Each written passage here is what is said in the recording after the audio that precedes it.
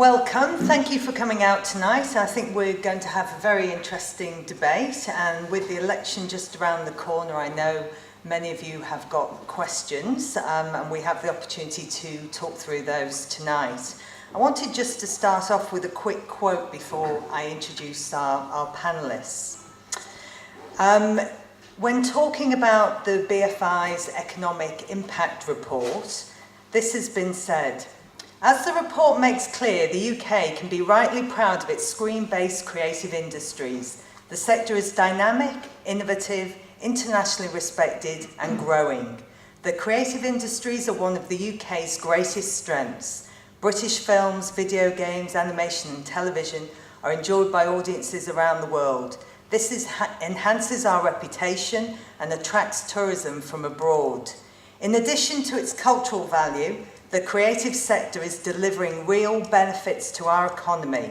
It adds billions to the UK GDP each year and supports jobs across the country.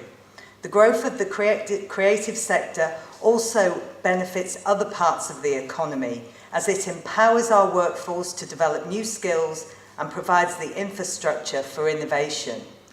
Absolutely, that's George Osborne. I hope he's going to think about that in the run-up to the election. This is an important debate because the film industry is important. It's important to the UK in terms of its cultural worth and its economic worth. Let's not pretend it's just art. There's a lot more going on here. And hopefully tonight we'll get to the heart of that, and we can grill our panellists. I would like to now introduce them.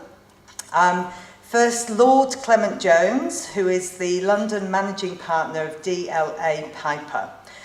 He is the London Managing Partner and Chairman of its China and Middle East desk. A communications professional and a solicitor, Tim was a group company secretary and legal advisor of Kingfisher plc from 1986 until 1995.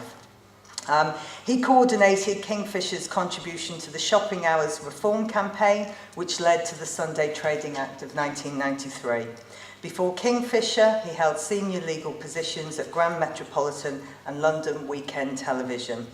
He was made a life peer in 1998, and until July 2004 was the Liberal Democratic health spokesman. You've also held the role as spokesman on culture, media and sport in the House of Lords, and has been chairman of the Liberal Party from 1986 to 1988 and treasurer of the Liberal Democrats from 2005 to 2010. And you sit on a great number of various committees in the House of Lords. You're a very busy person, so thank you for being with us tonight. I would like now to introduce Martin Dobson, who is our Green Party candidate, hailing from Liverpool Riverside. He's lived in the area for 28 years and joined the Greens in 2003 after leaving the Labour Party in protest at the Iraq War and the Blair government's continuing privatisation of the public services. His first job in Riverside was an Oxfam's area campaigns organiser, and he went on to run a voluntary rights organisation for people with learning difficulties. And most recently, I should have said, please turn off your phones, or at least silence them. He's most recently run his own business designing web applications for people who are unable to read or write. He's made a name for himself locally by setting up a community campaign to save Sefton Park Meadows, an open space in a conservation area near Liverpool's Festival Gardens. Of course, the council wanted to sell it off for redevelopment. So far, the meadows remain open and in public ownership. Now, our missing candidate who may turn up very shortly, Chris Bryant, who will represent the Labour Party. MP for Rhondda since 2001 and has been Minister of State for Europe, Deputy Leader of the House and now Shadow Arts Minister. Graduated from Oxford University in 1983, where he was a member of the Conservative Association and began training as an Anglican priest. I think we can grill him on some of that when he comes. He left the ministry in 1991 and went straight to politics. The next year he worked on the re-election campaign of Frank Dobson, Labour MP, whose constituency covers this hotel, and was elected to Hackney Council as a member of the Labour group. He went on to work as the Labour Party's local government officer, then for leadership development organisation Common Purpose, became a freelance author, and in his final role before the House of Commons was BBC's head of European affairs. If he turns up, feel free to ask some of those questions. Right, well, without further ado, let's get started. We are going to allow the candidates 5 minutes each to set up their thoughts for the evening, and then I will open up to the floor for some questions. Please keep your questions succinct and to the point. I'm going to be quite tough. I want to have as much debate as possible tonight and take as many questions as possible. Tim, over to you. Thank you very much indeed, Jane, and Mike, thank you very much as well. It's one of those events where really you should, I should be asking the questions and you should probably be giving me the answers.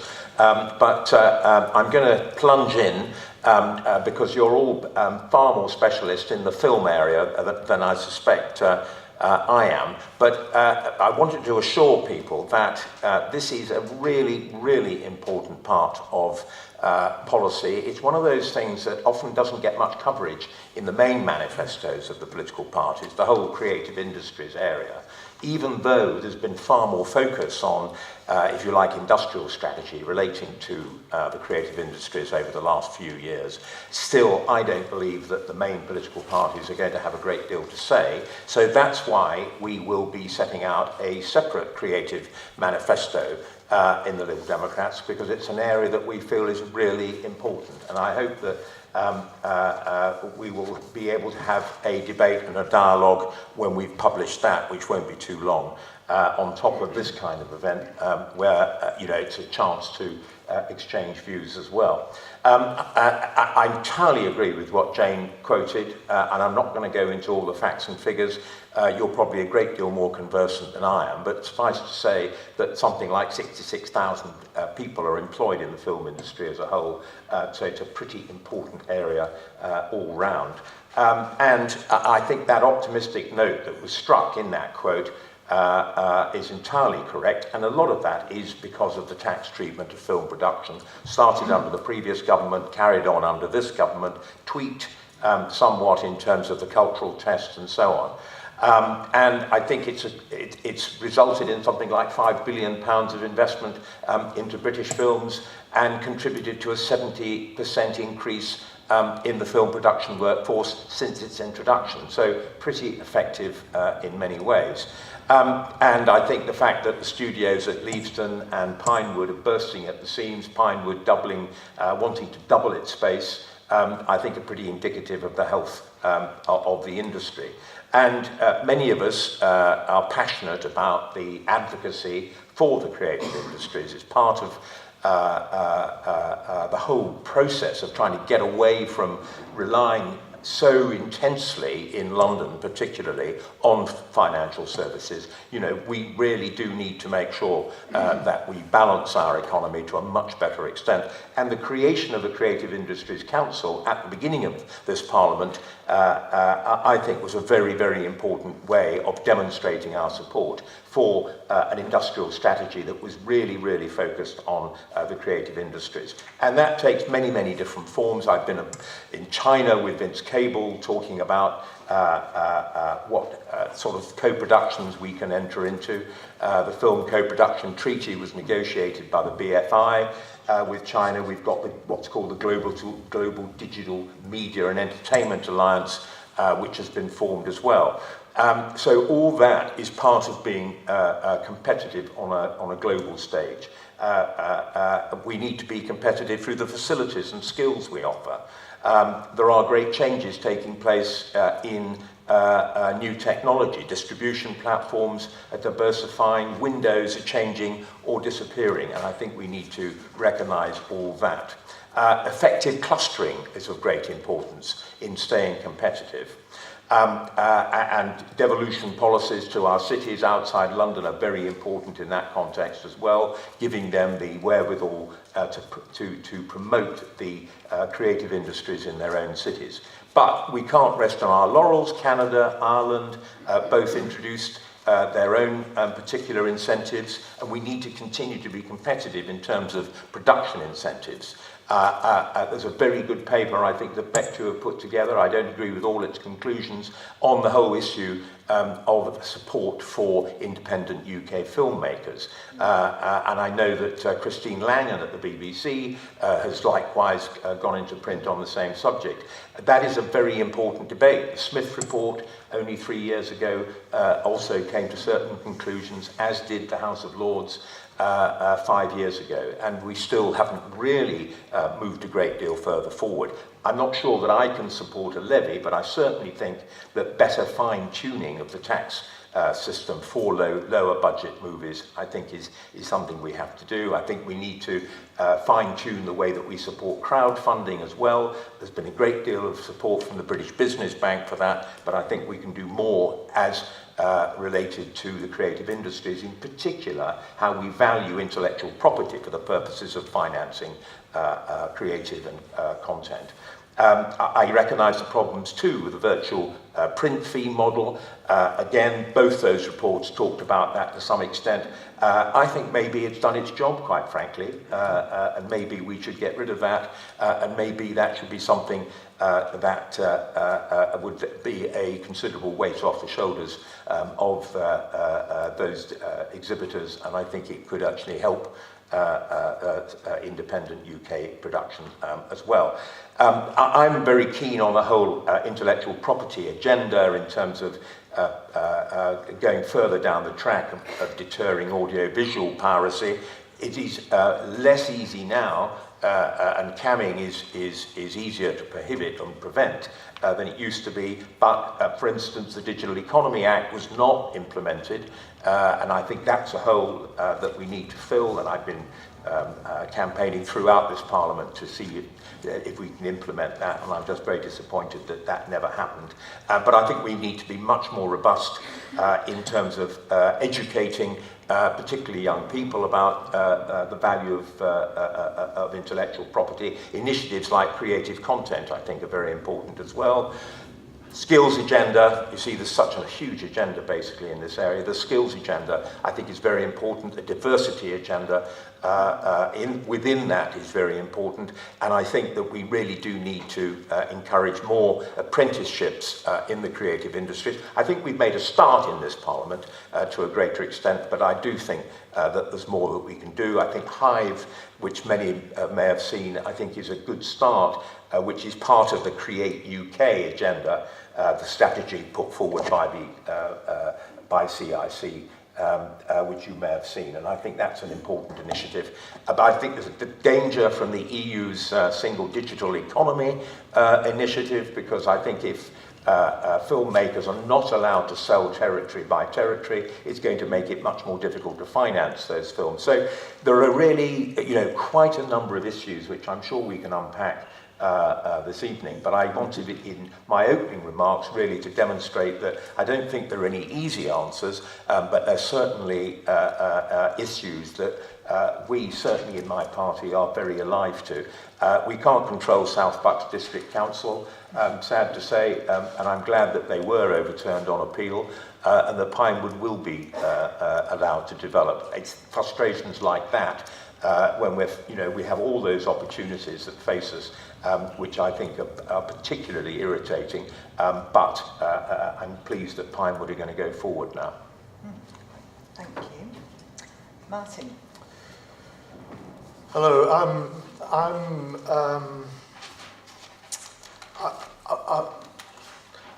I'm from the Green Party, and I'm the spokesperson for Culture, Media and Sport, and I'm also the parliamentary candidate for Liverpool Riverside at the general election.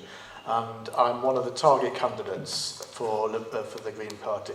So first of all, I'd like to talk to you a little bit about the Green Party because I'm not a professional in the film industry. I did work as an extra for a while at one stage, so I have a bit of experience, but I think probably everybody in Liverpool has worked as an extra at some point or other. So it seems anyway, you can hardly move for people who've got experience in the film industry at that level.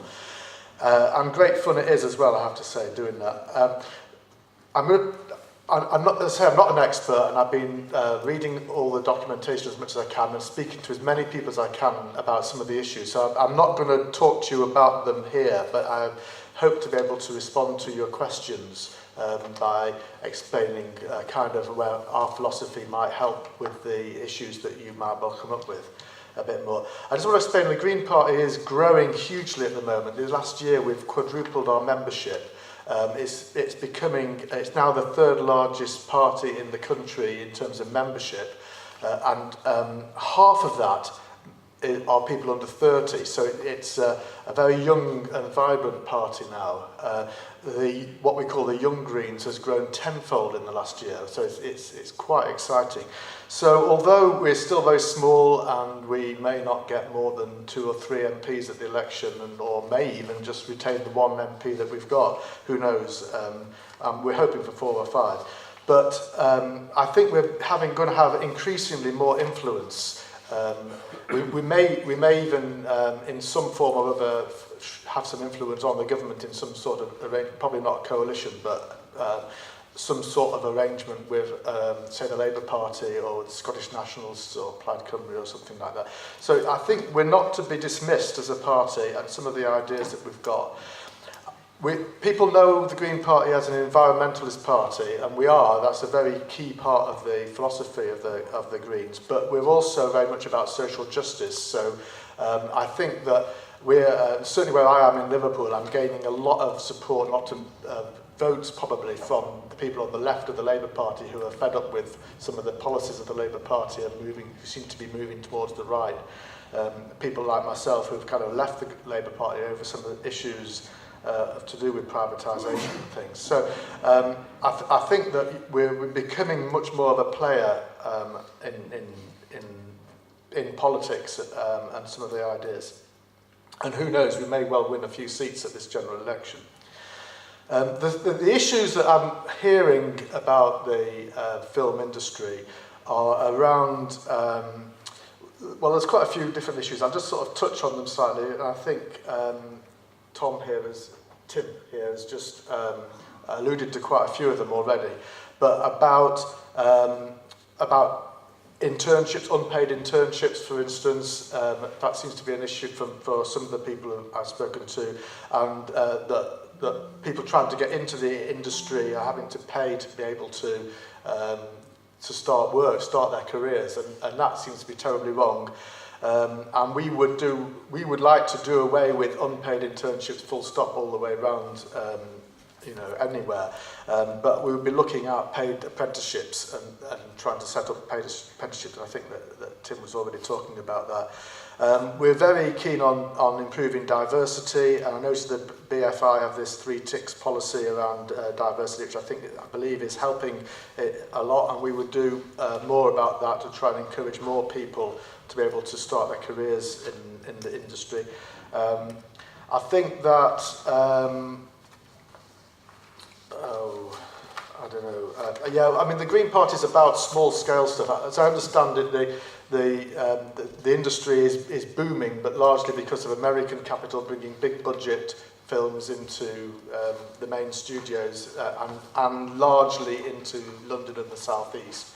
And from the Liverpool perspective, which has also got a great creative industries history, that we want to see that money and talent spread around the country to give equal opportunity to people around the country to take part in the film industry.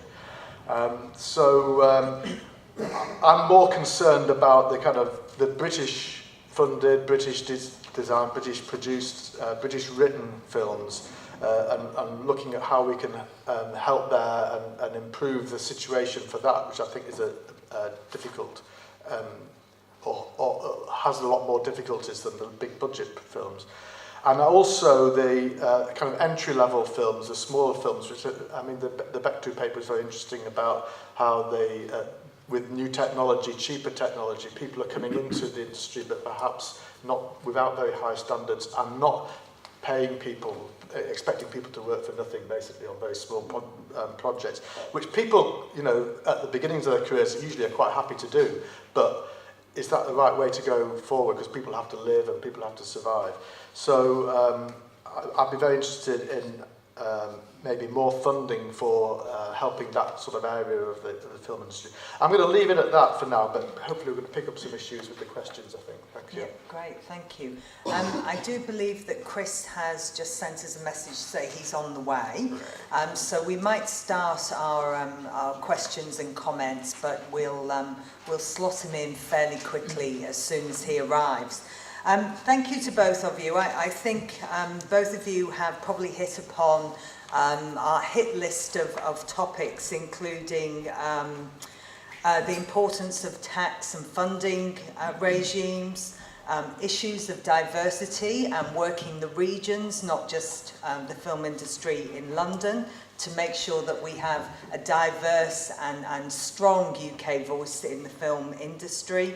The relationship between the studios and the independent sector, piracy and distribution, international co-productions and our place on the stage, international stage, training and the sustainability. I think that's a very important issue, the sustainability of the film industry and individuals within it, how we can help people have strong businesses and to move through that journey. So to kick us off, I thought it might be useful maybe to go to Sue Bennett, who has a few thoughts on the state of the independent film sector as it stands, and perhaps to flesh out some of those ideas about what sort of money is coming in and out and how we're really faring in the current situation. Well, I will be fairly brief, but I perceive from Tim Clement-Jones' introduction that he is a very well-informed man about money matters. I am therefore going to hit the money issue first and allow other members of the audience to look at the cultural, civil liberties and other issues. Now, our industry is seriously underfunded. The BBC films have less money at their disposition than even, for instance, Les Films de Losange in France, an independent company. So we have a problem, a basic lack of funding. Pinewood and Co. are, despite their pretensions, basically service companies. And this is a good thing, but they are not dispensing huge amounts of capital to independent filmmakers, nor are Leavesden. And that means that we have a problem which I would very much like to hear the Lib Dems and indeed the Greens respond to. The problem is epitomised by the fact that a mere 6 directors, I quote a Guardian article, have made more than 10 films in the past 20 years. Proper distributed films, not little ones. On the other hand, the BFI tells us that 620 films made in 2012 did not get a theatrical release. Now, the fact that some of these films may be terrible is nothing to do with the case, because among them there will be a fair number of people who graduated from our chairwoman's institution who are still desperately looking for something to do. Now, the other problem, sources of public funding have shrunk. What can be done about this? Now there's only the BFI. There used to be 3 institutions, and their budget was recently cut by 10%. Finally, the clinch. How will the political parties confront the issue that American movies crowd out all else, especially in the multiplexes?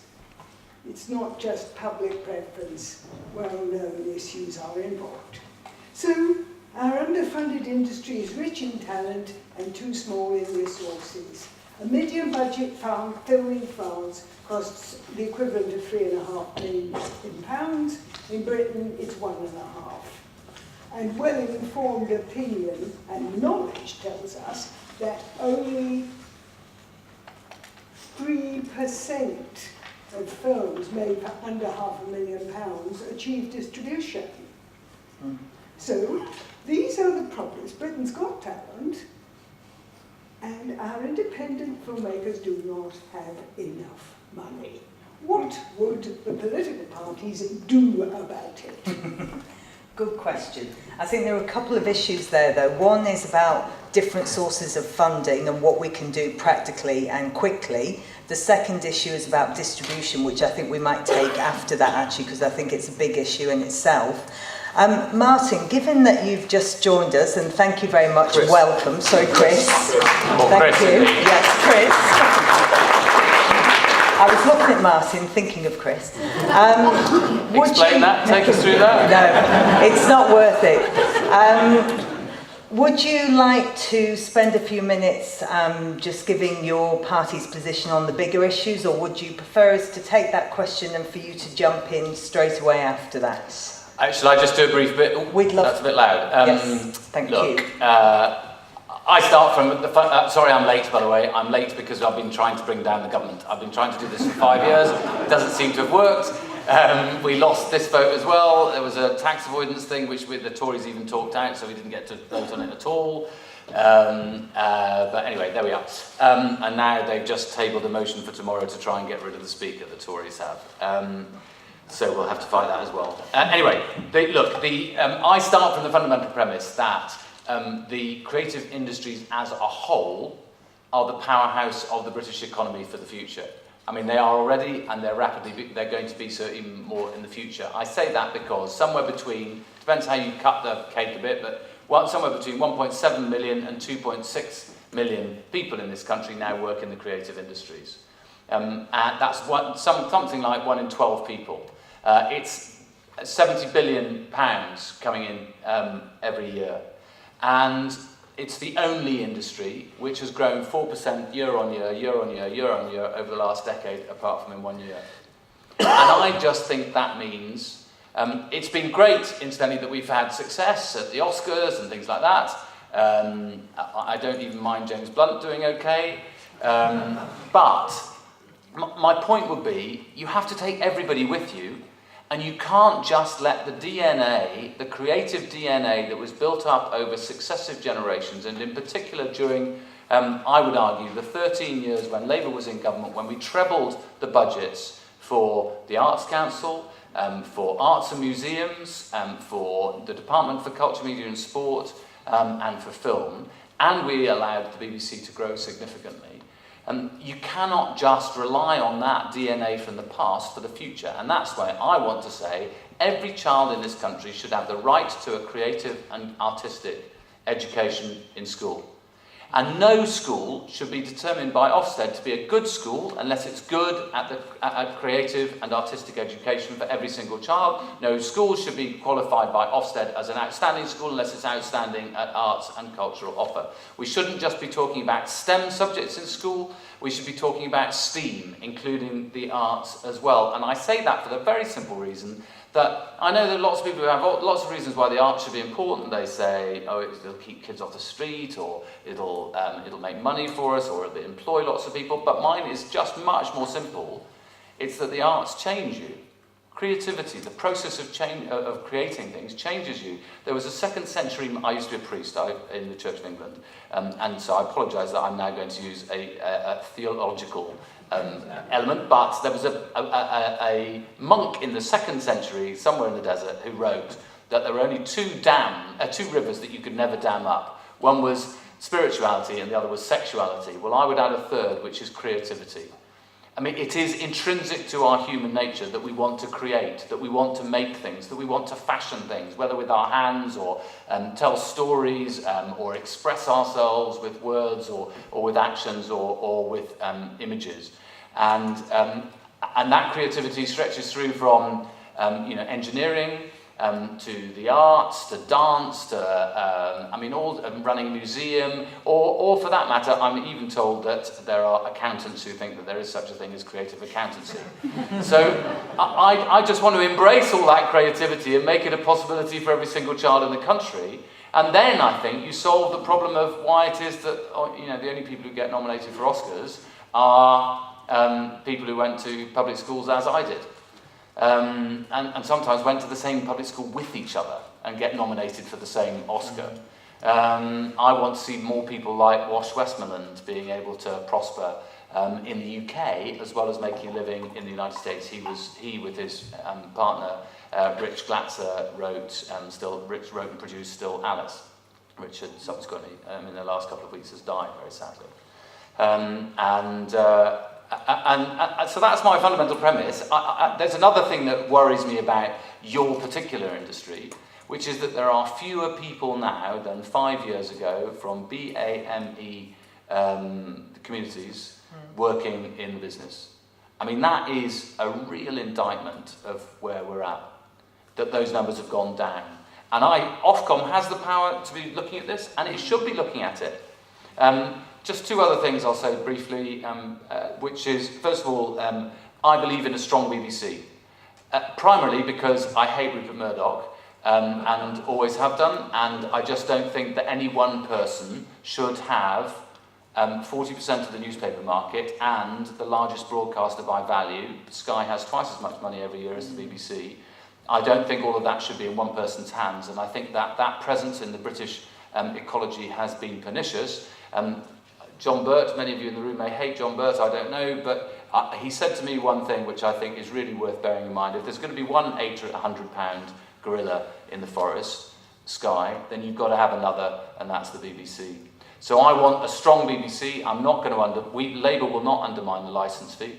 And of course that means there is all sorts of responsibilities on the BBC, but I think that creative ecology with Channel 4, which incidentally should remain in public hands and shouldn't be sold off, that creative ecology has been really good for the United Kingdom, and I want to preserve it into the future. I also think that we should have cross-media ownership rules, tougher than they are at the moment. They have tougher rules on this in the United States of America, which is the land of the free marketeer. Why we can't have tougher rules in this country, I've never understood. One final thing. I think that I used to work for the BBC, and I remember once getting in a taxi in Brussels, and the taxi driver asked me who I work for. I said the BBC, and he said, "Oh, it's brilliant, I love the BBC, all those wonderful programmes, Brideshead Revisited, Inspector Morse, Lewis, Jewel in the Crown," none of which of course are made by the BBC. But that is it's an important point, which is about our creativity as a country. I think all he was saying was that they were British, that there was something distinctively British in there, and that's something that we really, really need to relish and hold on to for the future, and burnish, not tarnish. Thank you.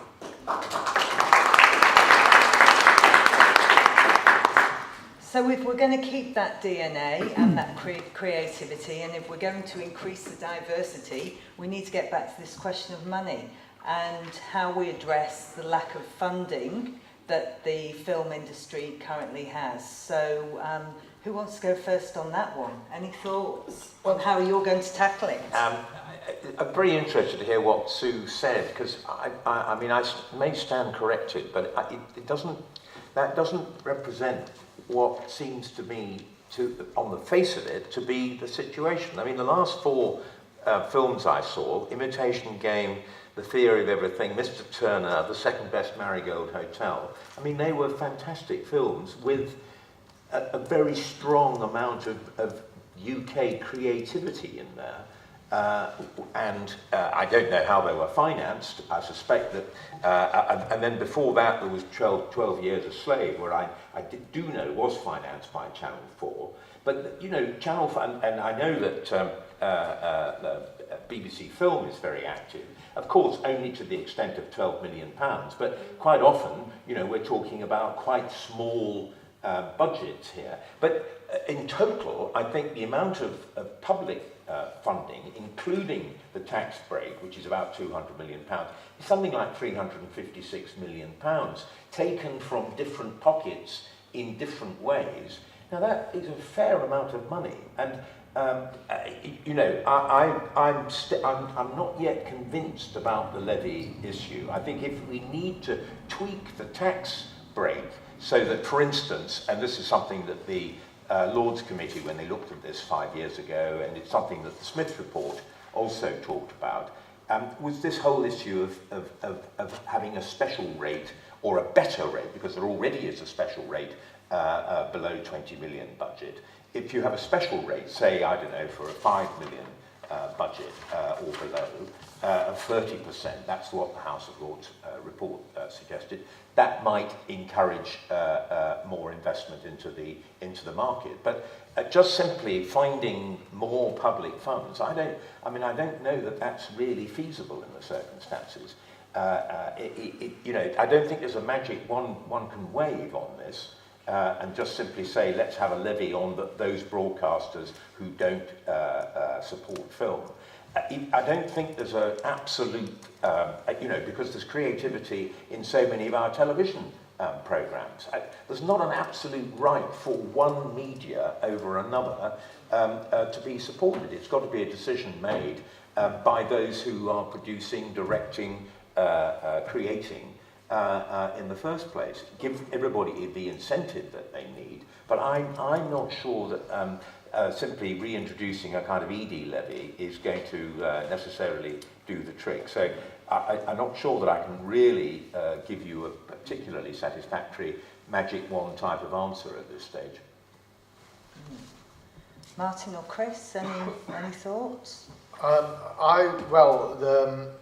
The Green Party is the party of anti-austerity, so we're the party that would be wanting a stronger public sector and more public funding as a kickstart.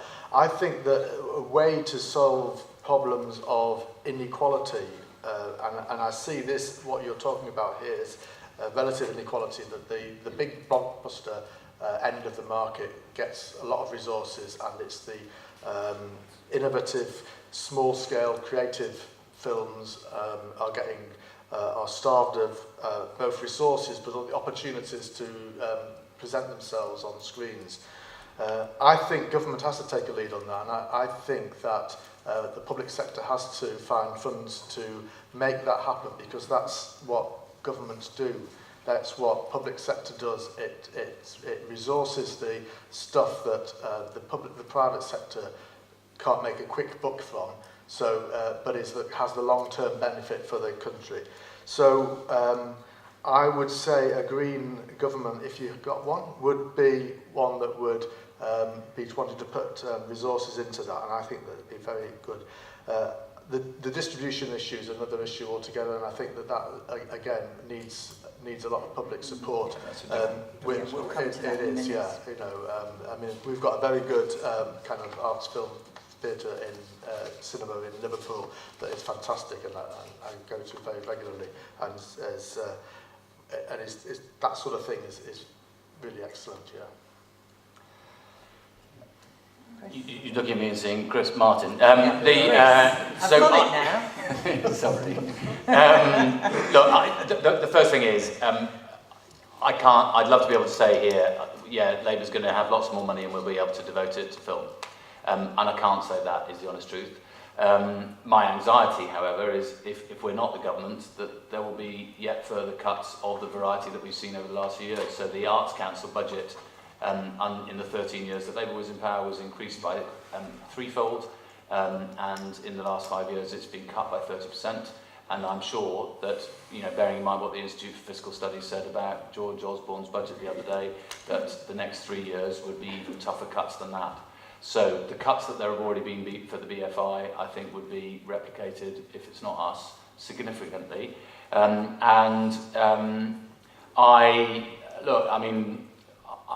honest truth is I'm asking you to trust me a bit, because I've been trying to find the right metaphor for how I will fight to defend the public financing of the arts, including film and television. And I was thinking of it as a tiger, but to be honest, I think it's more like a donkey.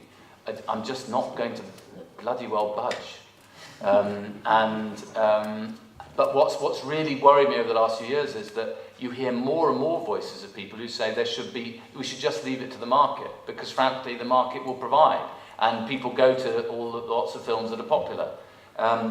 But I have an anxiety, incidentally, which was replicated. I can't remember. Is it the woman who runs BBC Films? I think said the other day that she has an anxiety about how the high-end television tax credit will work in relation to the film tax credit. I'm glad the government recently changed the definition of a British film. I remember years. Has anybody seen the film Solomon and Gaynor? I mean, it's partly in Yiddish and partly in Welsh and partly in English. It's not going for a mainstream audience, to be honest. But it was a great little film. It was pretty depressing. But it's a great little film set in the valleys, and that's the kind of film that ought to be able to happen. This afternoon I hosted a little event with the British Council and the BFI in Parliament, which was a series of shorts, all about which they're making available all the way around the world, all on an LGBT theme. Again, you know, many of these are not large amounts of money. In fact, the one I saw, I saw the whole of this afternoon, which is called Morning is Broken, not Morning has broken, Morning is Broken, was made with 1,500 quid. It's made them a little bit of money now, actually, because and more importantly, it's got to something like a 35 million audience around the world, including in countries where there are no LGBT rights whatsoever. I'm keeping on talking in the hope that you'll notice that I'm not saying I'm giving you more money. So far, no more money. We must talk at some point about the Bectu proposal, because it has been referenced, the British Film Fund proposal. Before I open up the floor, Marcus, would you like to say a little bit about the fund? Just as I say, it's been referenced, and we should talk about it. Microphone. Do I need a microphone, or is that? Sorry, is that volume okay? Basically, Bectu's Film Policy Committee has come up with a proposal and lobbied the parties for backing for a British Film Support Fund funded by a British Film Support Levy, which is aimed at boosting the independent sector and leaving the studio sector, which works well enough already. On the basis of various facts, like if you take a modest budget of 5 million as a breakpoint between a mainstream independent film and sub-commercial micro-budget film, in 2011 the UK produced 85 mainstream independent films with a mean budget of just under 1.5 million, and France produced 152 mainstream independent films with a mean budget of 3.25 million. We looked at the lessons to be learned from the French experience in terms of how they support their industry, and it was interesting that one of the speakers said that, you know, there's no more public funds, but it's not asking for public funds. It would actually mean, instead of money coming from the lottery, it would take money from the industry. It means that the projects that do well would automatically qualify for more money to do better in future, and it would provide a discretionary fund for the Levy on whom? Sorry. I'm getting to that. All right, sorry. It would provide a discretionary support for other films in the independent sector, partly to bring up this micro-budget area to behave in a better way, so it would be expected to stick to union collective agreements, pay people properly, and act in a responsible way. The levy basically would be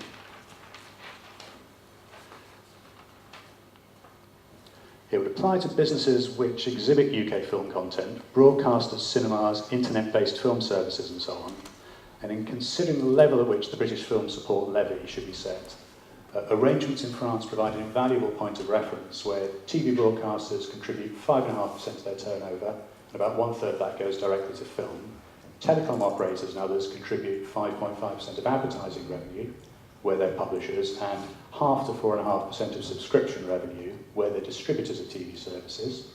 Cinema exhibitors contribute 11% of the value of cinema tickets sold, and video and DVD distributors contribute 2% of the value of sales. And in addition, the French terrestrial cable and satellite broadcast channels have a mandatory requirement to invest 3.2% of their previous year's turnover in the production of French and European cinematographic works through production investment and pre-purchasing broadcast rights. So cumulatively in 2010, these with other smaller sources provided £496 million to the French film industry. And by comparison in 2010, UK public and legislated funding for film was 30% lower at £347 million. And of this, more than 80% derived directly from the public purse in the form of the tax credit, lottery money and small departmental grants. So there's less British funding for independent film, and such funding as exists is much more politically vulnerable, capable of being condemned as a drain on the public purse compared to all the other priorities. Can I get some responses on this? Because you're asking for levy on broadcasters and other distribution platforms. At the moment, about 8% of the public funding for UK film comes via Channel 4 or the BBC, so it's not a huge amount. Now, Tim, you've already said that you are not able to support the levy. Could you say a little bit more about why you don't think that would work as a model? Well, it's pretty complicated. You have to separate out, if you like, the broadcasters who are already contributing, and Channel 4 does a fantastic job. It punches above its weight. And personally, I'm not keen on levies. The French are very keen on levies. They have music levies, they have film levies. You know, it's part of their, almost their sort of state culture, and I don't think that that would be particularly popular.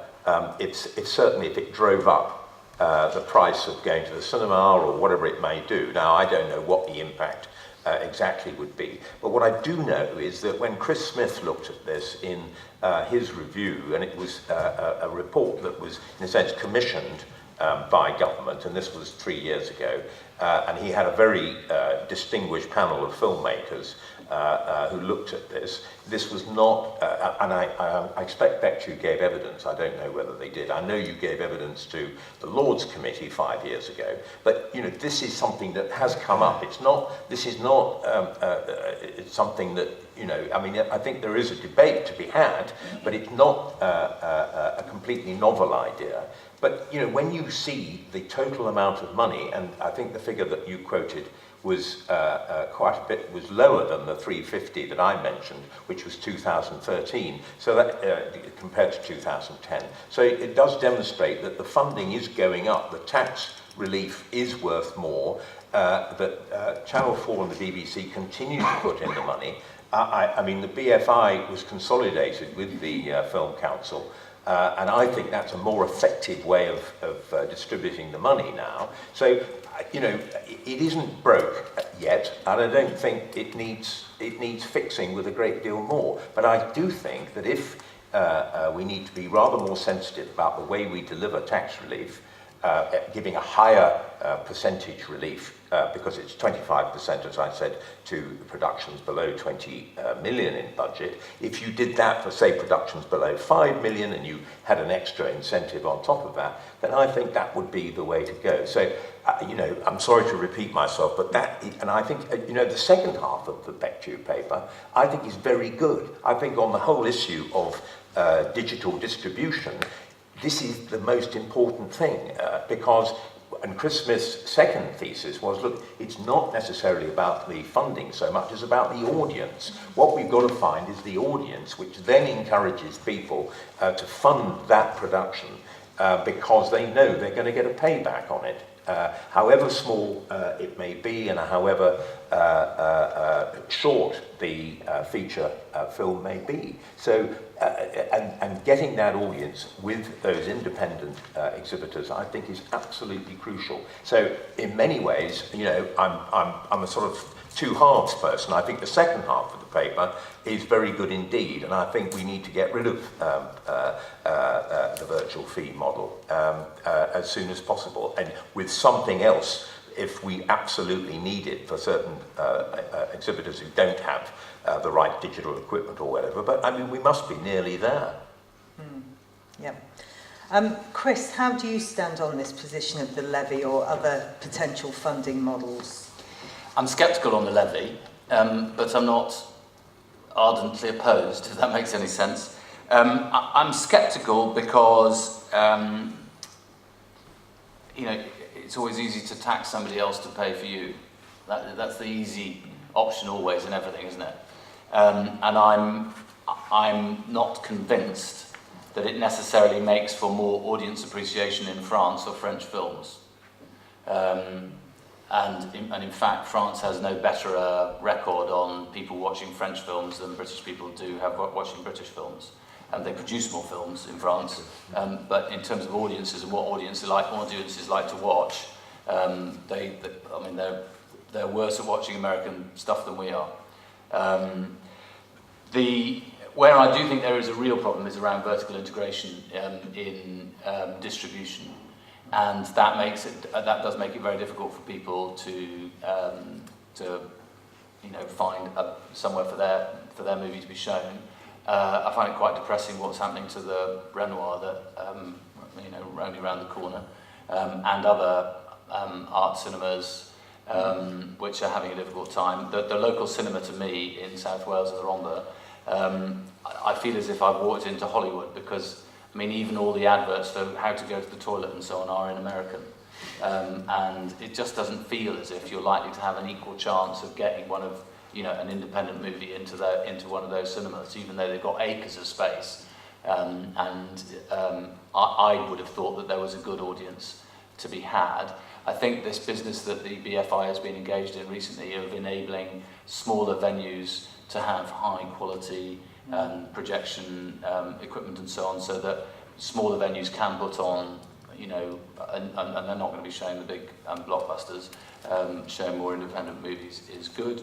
I was very sceptical. I think it's now 10 years since the last review of distribution and of cinemas as to whether or not they were a cartel was done. I was a bit sceptical about the results of that. I thought there was rather more evidence than the authorities were prepared to look at.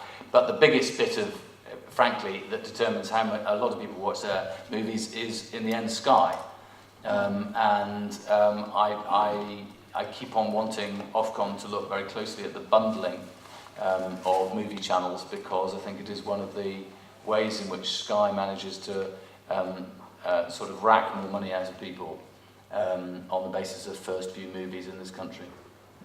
Great. Now I know someone's been very patiently waiting for the chance for the microphone there. Chris Smith in his report, they didn't come to Bectu and they didn't ask the filmmakers. And I would say that the situation in the film industry over the last 20 years is that wages and conditions have been stagnant and falling, and yet budgets have been going up. Only last year we had the working conditions on Les Mis were so terrible that there was almost industrial action. And yet that film went on to make £940 million worldwide. And I'm sure it got a donation in the form of tax credits as well from the government to make sure it got funded. So we can certainly say that for the wealthy and the powerful, there is free filmmaking and there's lots of access for filmmaking. HBO can come here and they can make their films, they can get tax credits, they can make millions and millions of pounds across the world. But for local filmmakers dealing with local subjects and things, it would be very, very hard if they're not rich or born rich, one, to study, two, to actually succeed in the film industry on the poor wages that are being paid, and very, very hard to raise finance for a film. As the amounts of money being financed for authentic British films are just a loose change. They wouldn't fund one American blockbuster. Like, for instance, Fury, which would probably have a budget of 200 million, that would wipe out the whole British independent film industry in one go. And what we're saying is we're not asking for money for people, for other people to pay us. We're asking for the cinemas. We're asking for the internet companies that are showing our films and showing products. We're asking for Sky, which only shows 2% of British films on their channels. And we're asking for the cinemas, which are only showing American products, to pay a levy so that they can finance a film industry to represent a British film industry here. Because it's not an industry. I understand it's an industry that makes money. It's an industry that employs people. But it's also a voice. and it also represents a certain point of view. And at the moment, the point of view is American. British film studios are where American films get made. Most of the British film technicians are working on American films. Now what that means is that British directors and British writers and things, they either write in the American way, in other words, they make the Queen's speech written by a half American and pretend it's British, or they don't work at all, or they work on independent film which never get financed and never get shown. So the reason why Bectu came up with the idea of levies was because exactly in the French model, they have a vibrant cinema which is standing up to American encroachment, and they have reached, and their films do reach a French audience. Their films are being, French films are getting 40% of the audience share, whereas independent cinema in this country has hardly any share at all, it's not being shown at all.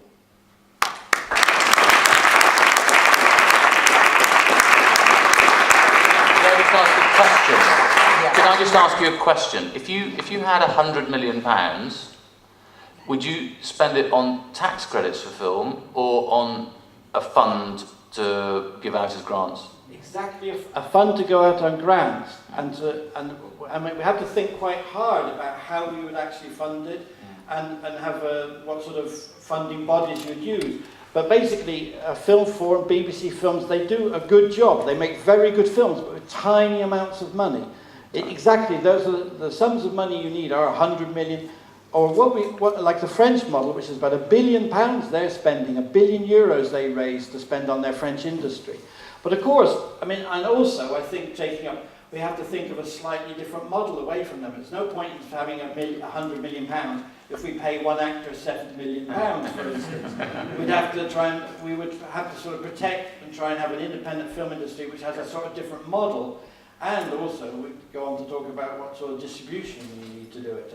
But it's a scandal as well that in our television channel, there's not one channel that shows independent British films. All these films are being made, and yet we don't even have a television channel where they could be seen. I mean, I hear what you say, but it's still, to my mind, when I look and see the films that I mentioned, 4 films that all seem to have a very British quality about them. Are you saying that they're all made by American companies and they're all just sort of superficially British? Which are the 4? Imitation Game. Imitation Game, Theory of Everything, yes. Mr. Turner, the second best, whatever it is, Marigold Hotel. Well, the Imitation Game, I personally, oh God, I'm going to get into trouble. Well, my problem, apart from the fact that Tipex didn't exist in 1951, so it was a bit of a flaw in the plot, frankly. But my view was that was an American version of a British story. It didn't feel to me like it was set in Britain. But if all our films are going to be set in 1950s Oxford, Cambridge, then I think that is tourism. Independent movies, not genuinely British. And I know that lots of people have attacked me because I've said that, you know, I want it would be great if we could have a bit more kind of grit in our British film industry, because I think that people want to be able to see the full experience of Britain in film just as they do in television. And people say, oh no, people want to be transported to another place. But the truth is, people just want to have a choice of A or B. Incidentally, I think we should hold the BBC and Channel 4's feet to the fire a bit more on their funding, because they're always very reluctant to put money into film. And Sky? And Sky, no, I completely. Cross-media ownership rules, I think, will apply. I think Channel 4 had a good record. Of what? Oh, Channel 4, sorry. Yeah. Well, it's gone through peaks and troughs, to be honest, over the years. But again, I mean, you know, I think the battle that's going to go on is, I'm absolutely certain that if there's a Tory government, they'll sell off Channel 4. I'm sure that they're preparing to do so. And the only way they can do so and make lots of money out of it is by taking away all its public service requirements. So, to be honest, what the fight I'm engaged in over the next few weeks is trying to make sure that Channel 4 remains in public hands with a strong public service remit, including making films with edge and grit and modern Britain in them. Well, you'll certainly have support on that. Hurrah! Great. Martin. That was a coalition do for me. I'll just just... a shame they That'll weren't be with the us over the last first budget. sentence. I just wanted to just throw in a very brief comment. First of all, I think in the debate between whether it's a tax credit or a fund, I think the thing about the fund is that you're actually directing where the money goes. So the tax credit is across the board, but with a fund you can say it's not the people who are making money that decide the artistic values. The people who are running the fund can choose the artistic values. And what I liked about the paper and the fund was that the people who made the decisions about where the money came from, the people from the industry itself, and had the integrity of the industry behind them to do that. And I think that is an essential point. I think the whole question about the funding for industries like this is, and comparing it with France, for instance, is that we are in Britain living in a low taxation era. Everyone's complaining that Britain's broken and it's got no money and this, that and the other. But with the sixth most wealthy country in the world, we have a less of our GDP in taxation and going towards the public sector than in France, Germany, Holland, Belgium, many other, never mind the Scandinavian countries. You know, I think we need to just have a bit more of a balance in Europe and recognise that part of the reason why Britain has become a wider gap between rich and poor is that compared to those same European countries, is that it is a low tax country at the moment, and we need to start making people who can afford it pay a bit more towards a whole range of lower level services, you know, local authorities, health services, a whole range of things, as well as funding local film. Incidentally, we left out Amazon, iTunes, YouTube, Spotify, etc. I mean, you know, Netflix and so on. I just wanted to add to Maxim's points. I think there's a need for policymakers to shift their idea about the fact that levies are to do with handouts. I think the dominance of the American film market has always required certain measures in order to defend independent local production. There is no national cinema in any of the European countries without some kind of a subsidy. That's for a start. Now we're in a digital situation, and the situation on the internet means that an enormous number of corporate players are benefiting from the fact that they can get hold of cheap content without paying any contribution to those creative artists or their producers who have actually made that content. And that's what we're talking about. We're talking about a fair and proportionate return by companies that are making enormous profits out of the video on demand and other ways on the internet. And about the government or different policymakers needing to grow with the times and address the fact that that's what's going on. And I'd also just like to say that I personally would disagree, and I know a lot of people in this room would disagree, that the funding that we have at the moment is adequate. Chris Smith's report may have been very good, but it's completely inadequate, the funding to achieve what the demands are on the BFI. They don't have enough funds, they've just had another cut, they don't even have a board at the moment that's together in order to deliver research funding. Education hasn't been very satisfactory, and if you talk to any of the people who are the employees who are actually carrying out what Chris Smith and what we might like the BFI to do, they're finding it extremely difficult because we don't give it enough funding to be a realistic option. Can I just respond on the creative content, the payment to creators? That's an entirely different story, and I entirely agree with you. And that's why I'm so passionate about creators' contracts, if you like. I mean, at the moment, we have this weird situation in contract law where unfair contract law does not apply to intellectual property. So you cannot basically strike down a contract that where the terms are standard and the big production houses are forcing you to sign up to this, that, and the other. And that's true of whether you're a musician, a performer, of other types, and so on. So that's you know, that is a big issue, and I think that needs unpacking quite a lot. But also the whole question of intellectual property protection is a very important one, where people do benefit from what they have produced, rather than just have it ripped off, whether it's on the internet or elsewhere. But the internet is still pretty lawless in terms of file sharing and so on and so forth. And I said earlier that I really regret the fact that the Digital Economy Act was not implemented, and there's still nothing that really substitute for it. And the other thing, it's only just recently that we've got a paper that's come out suggesting that online penalties for copyright infringement should be increased, and that's another very important factor. So, but that's a very different story from the levy. Making sure that people benefit from the fruits of their labours is a very different aspect, and I think that definitely needs tightening up. Yeah.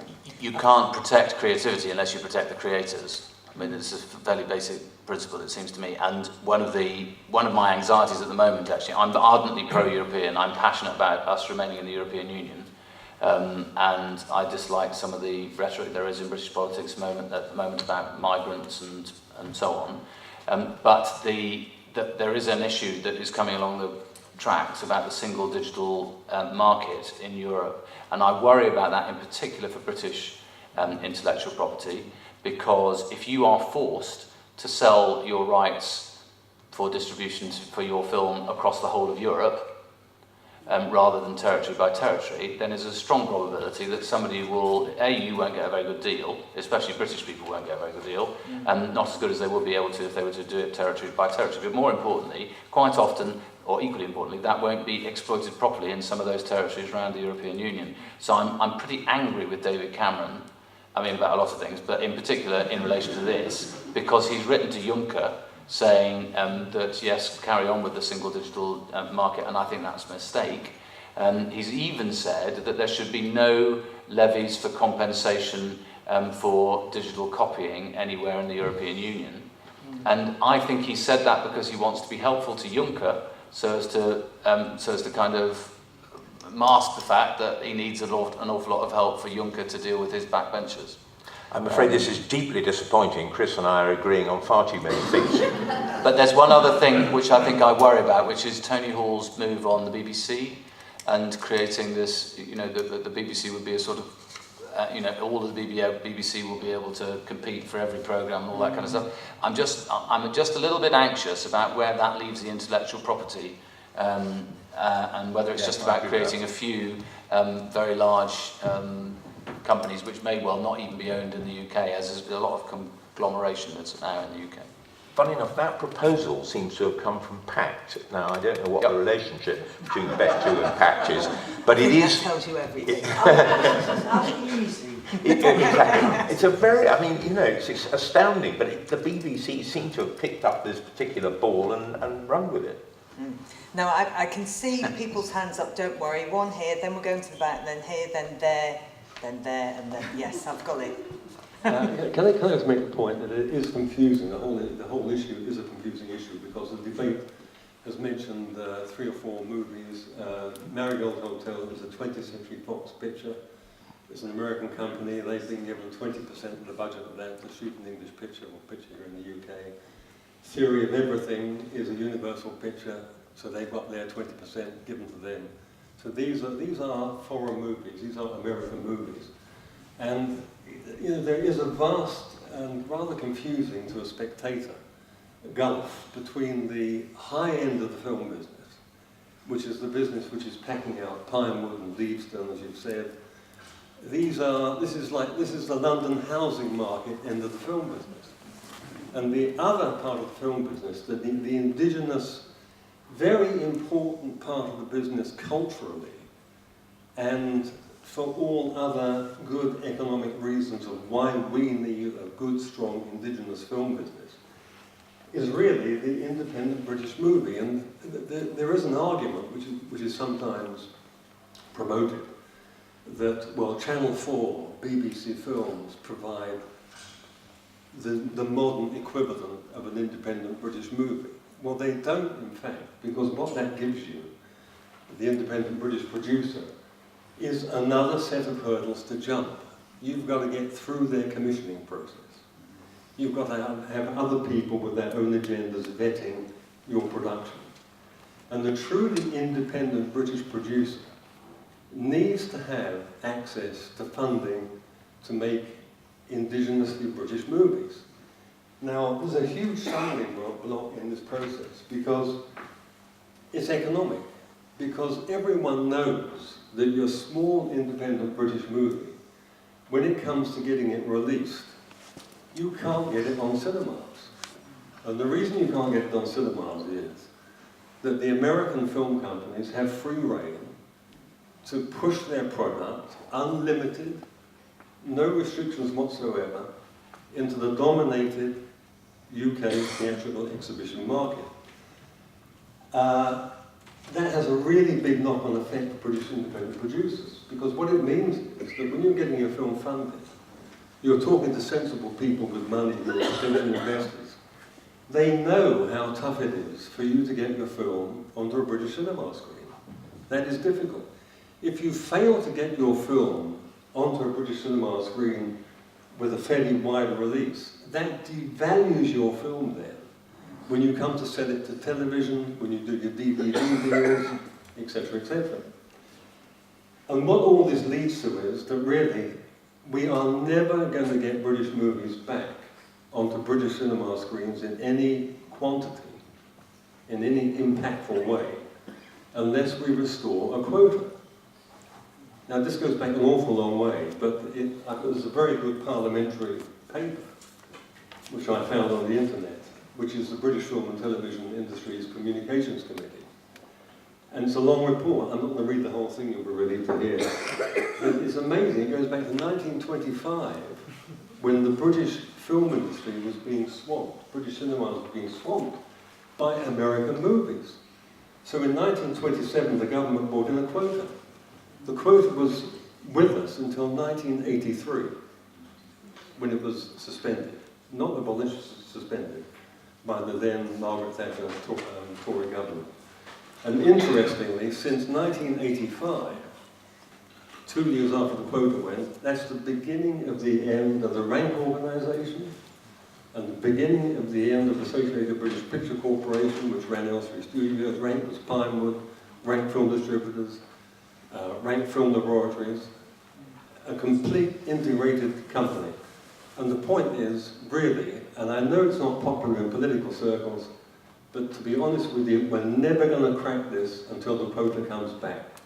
Because this is a tough, ruthless, American-dominated business that will never let go of its own volition. And the idea that we can rescue British independent filmmaking by nurturing a few art house cinemas just ain't going to make any difference, and it ain't going to work.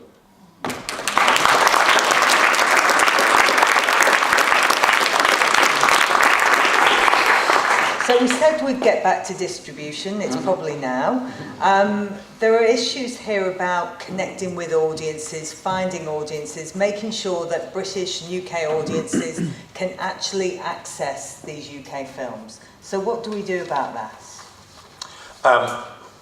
Well, let me just get the ball rolling. I mean, Chris raised something I thought rather interesting earlier, which is this whole question of competition between these mega chains of cinemas. And I think that if there is a case that small independent productions are not getting onto the screens, then we need to look at that from the competition aspect as well.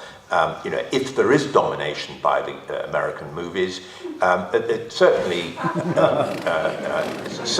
that is something that the Competition and Markets Authority should look at. You know, if it's as ruthless as you say it is, and it isn't just about quality, it isn't just about whether or not the audience really is attracted and wants to see them, but it is about giving them access. It's about giving access to these independent producers to an audience. That's the whole thing. They won't get finance unless they are able to get access. So I agree with you. I thought, you know, an awful lot of what you said I agree with. But, you know, going back to a quota, I don't think is going to be the way forward. But we've got instruments that can be used, and they're used in all sorts of other circumstances, can be used to examine whether or not there is abuse of a dominant position in concert between the different cinema chains, whether somebody else has got too high a market share, whether their practices are, if you like, anti-competitive, and they are stopping British productions getting through. All those are possible, and I think that sounds a much better way than simply imposing or reimposing the quota for the future. I just don't think that that is politically achievable, but I do think that looking at the chains, and as Chris said, it's not really credible to think that, and especially as they've consolidated ever more over the past 3 or 4 years, it's not credible to think that there isn't a competition issue there. And the other aspect, of course, is the digital point that we talked about earlier. The virtual print fee. Well, I mean, in a way you made a speech, and it's not a question really, but I think there was just one factual error in there. I think it was introduced in 1947 by Stafford Cripps, and I say so because I wrote a biography of Stafford Cripps. 1947, I think it's 1947. It was probably a Liberal government, you know. No, it was a Labour government, but well, all right. Well, I think it's wrong nonetheless, I'm afraid. And I'm absolutely certain that Stafford Cripps introduced a quota in 1947. Chris, you are incorrect now. All right. All right, well, we'll deal with that later. Maybe The point I'm trying to make, I'm really trying to make a serious point, sir, which is that I know that whether there was one in 1927 or not, there was certainly one in 1947, which was introduced by a Labour government. It was profoundly unpopular. It was enormously unpopular. It nearly unseated the Labour government in 1947 because what basically the American studios did, well, it was everybody ended up having to watch Hell's a Poppin' in every single cinema in the country. They waged war, and I don't think you can tell the British people what to watch. I know that there is domination in the industry around the world. You know, financial clout is very, very significant. But honestly, I think there is a much better way to make sure that British audiences get to watch British film and television, and that is to pump money into it, and that is best done through the licence fee. The licence fee is £4 billion a year, and I think more of that money should be going into film.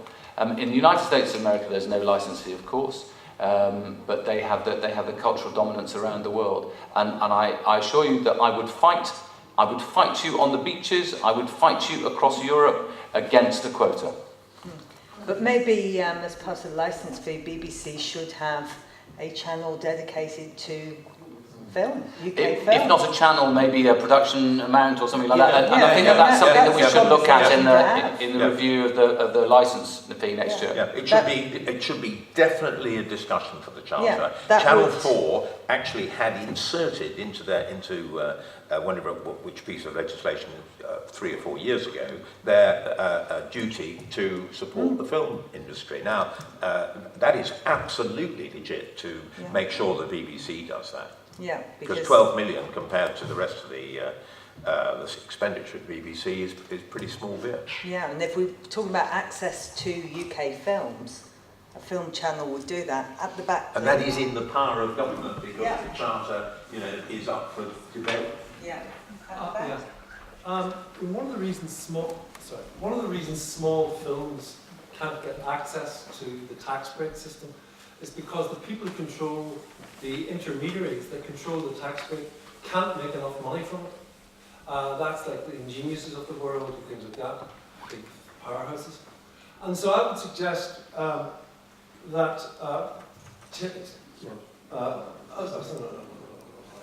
I would suggest that you, or as a possibility, is that you the tax break is done through the BFI, where they don't make a profit. And the thing is that if they didn't make a profit, then they would be able to choose who gets the money.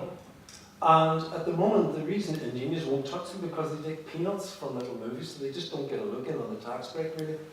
And secondly, if they control the money and all the money that's coming from the tax breaks, as opposed to these independent finance houses, which is basically ex-bankers who are coming in and taking a huge percentage of the money that they give to the film anyway. They're making a fortune from it. So what I would suggest that the most of the money that would go to film, you also have a separate section of the tax break that's dedicated for the small movie, not necessarily the big movies. And I'm not saying you exclude Hollywood and all that and the big movies, but because the BFI will control it and they don't have a profit motive, they can put a huge chunk of the money that already exists into the smaller film. And then what they can do is they can allocate also, which is absolutely desperately needed for British film right across the board, is money for advertising and paying for distribution, which are very expensive elements. And the thing is, if you've got a great British film, you never have money to tell anyone about it. Whereas the studios have, they almost spend as much money on the films as they do on their advertising.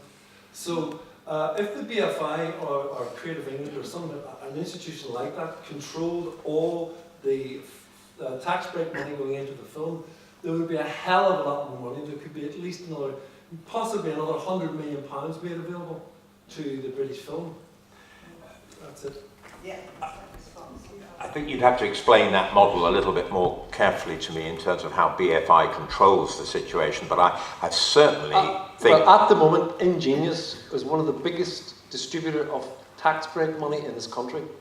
No, yeah, and I'm not a big fan of the Ingenious brand. I don't think the Treasury are particularly keen on Ingenious either. But the problem, the doorway between the tax, the inland revenue giving out all this tax break, has to go through this prison called People of Ingenious, and they take, I don't know what the percentage is, but it's quite a high percentage they take. And they also take other types of credits in the movie and profit shares, all sorts of things. So if the BFI, and this is addressed to all of you, if the BFI were a control of that, the profits then would channel back into the British film industry. Much as I love the BFI, I don't The really... BFI is just an existing model for me to explain that the problem is that the people who control the gatekeepers are basically bankers controlling the flow of the money, and what they do is, because they can't make money from small movies, they don't give them any, or virtually nothing, or they might throw a few crumbs off the table. Most of the money goes to the big blockbusters because that's where they make their huge money. And so therefore you have to take the profit margin out of the distribution of the money from the inland revenue and into the industry, because that's the problem. That is one of the main problems. Well, yes, look, there is a role for non-profit making filmmakers. There's a role for profit-making filmmakers. I don't think you can say all profit. British films. Can we just get rid of this notion of the art house movie? There's either good films or bad films. End of story. Now, you make a good film, it has all the right and it deserves to be seen and heard by lots of people. Now, I'm not saying everyone's going to like it, not everyone likes a Hollywood movie, etc. But they have the massive machinery of advertising behind them, and we don't have that and never had that. And one of the biggest successful films in this film, which was made by Channel 4, which was called Train Spotters, was one of the, I mean, we're going back a bit, but at that time, they had a very, very, relative to everyone else in the country, they had the highest advertising budget ever in any British film. And hey presto, what happened? It became phenomenally successful. Mm. So we're not talking about non-profit making films. British films have made films. We used to have one of the biggest, most successful British film industries in the world. Yeah, but the point that I'm making is that I don't see why the BFI has to be the controlling entity in a sense. Hold on, let people respond. I can see there's a great role for the leveraging of BFI support, and maybe they don't leverage it enough. But the other aspect is that if you're going to get to the audience, you need to basically think of different ways of financing. And it's all about getting to an audience, and it's crowdfunding, which I think is one of the best hopes. Because that's become far more popular. The British Business Bank has put in quite a lot of money into the funding Circle and various other crowdfunders, and I think that is a way forward. And by valuing intellectual property and distribution rights, and I agree with Chris about the dangers of not being able to sell by territory. Let's give somebody else a chance for God's sake before we all start drinking. We've got quite a few questions, so where's the microphone? It's over here. Yeah, okay, go. It seems to me the Liberal spokesman is really missing the point here. If I can just give one quote, this is what cinema exhibitors think about the film industry. This is from the man called Guy Hands, who the owner of Odeon. And he said, when we bought Odeon, the management team really believed they were part of the film business. I have a difficult job of explaining to them that they were in the popcorn selling business. And that's how they see films. And the problem is that you talked about people not being able to, that no one could tell the British people what they could film, what they could see. Well, of course they are telling them, because people outside London don't have that choice. Chris talked about the one cinema in the Rhondda, only showing American adverts and American films. That's the reality. We know that's the reality of the vast majority of people in this country. Those cinemas, pejoratively called art house cinemas, in fact, you could get independent films shown there, but then they were nearly all taken over by a company called Picture House. And if you fell out with Picture House, your films didn't get shown. And then, lo and behold, Picture House gets taken over by Cineworld. So Cineworld now controls most of the art houses. So they, as an art house experience, they're pretty well disappearing. And that's what the market does. The market kills competition. And until we grasp that we've got to have a different kind of ownership model for cinemas. I mean, if you were to think, if you were to treat theatre like you treat films, and only had films that were acceptable to American companies or paid for by American companies, or where the profits went back to American companies, with one or two exceptions, then it wouldn't, you'd be outraged. But that's what happens with film.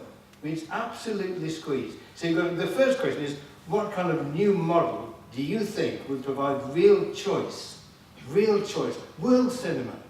There are brilliant films made in Latin America, brilliant films made across Europe, brilliant films made in the Far East.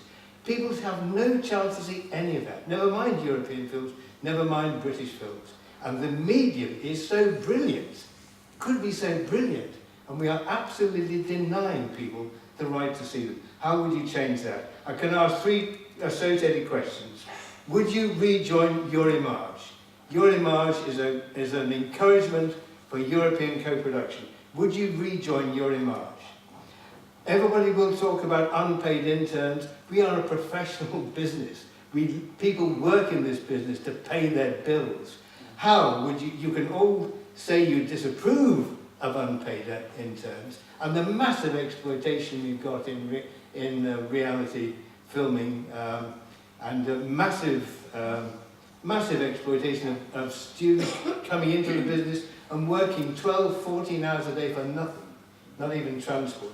Now, don't just say you're against it. What would you actually do to end it? And finally, we're a trade union. We're here to defend wages and conditions and the health of our industry. Will you repeal the anti-trade union legislation brought in by Thatcher and kept on by various Labour governments? Because management can take a decision and implement it. We have to struggle for weeks, for months, to organise, to take democratic decisions, transparent, and then we're hobbled by some case in the law courts. Will you repeal that class-based anti-union legislation?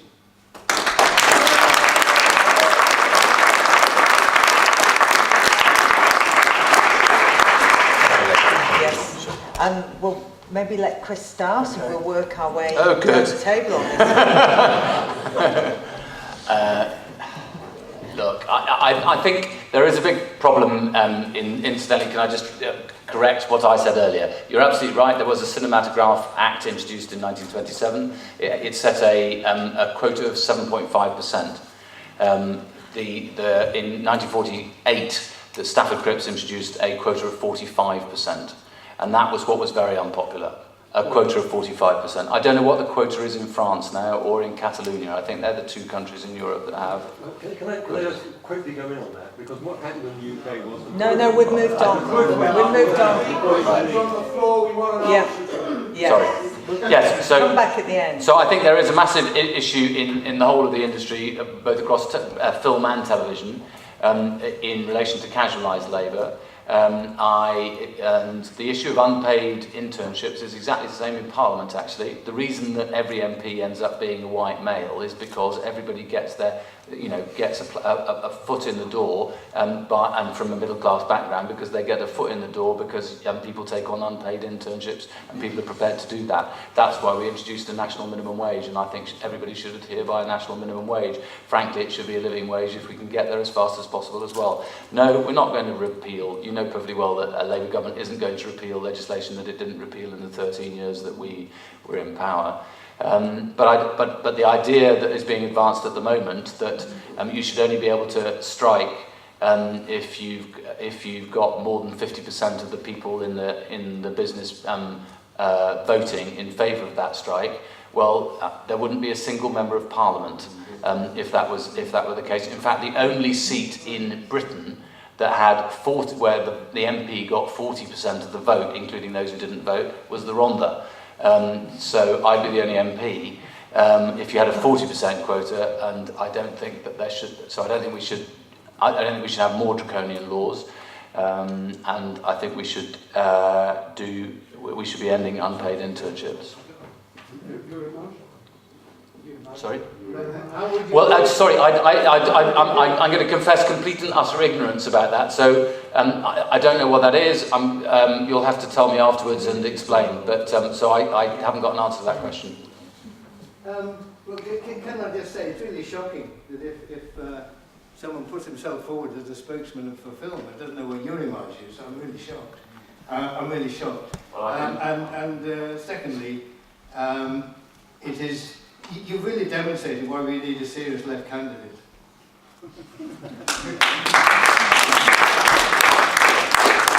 Sorry, I didn't hear that gratuitous, offensive remark at the end. What was that?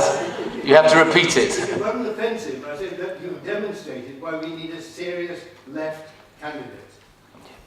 Fine. Well. No, still answering the questions. Yeah, it's kind of a follow-on, but yeah. Yeah. Only very briefly, I'm afraid I don't know what your image is either, so but I would be very happy to talk with you about it and find out a lot more about it, I'm sure.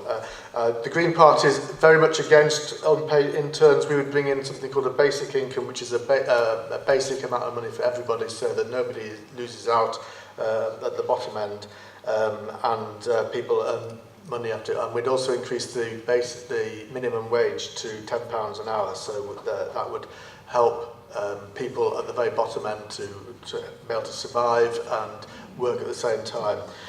The Green Party would repeal the anti-trade union legislation, or would work with trade unions to develop better conditions around trade union work. That's one of our manifesto pledges this time round. Martin, can I ask you a question about Green policy? Because I was told this last night by the Green candidate on a different hustings, which is that the Green Party is in favour of ending copyright after 14 years. Why is that? I don't know. I'll look it up and come back to you on that. Good answer. Well, I'm the third person who doesn't know what Euro image is. And Chris is absolutely correct. The national minimum wage applies to interns and it should be enforced. And UK Music, for instance, has mounted a campaign amongst all its members to make sure that all of them pledge that they will obey the law. Now, it seems a small thing, but it is very, very important. And it's a campaign. It's a campaign in the industry. I'm sure if there is, if unpaid interns are rife, which I hope they're not, but I hope that they're all paid the national minimum wage. and preferably, as Chris said, the living wage. I'm much more interested in what Ken had to say about small exhibitors, about small cinemas, about community cinemas, because I do think this is about getting to the audience.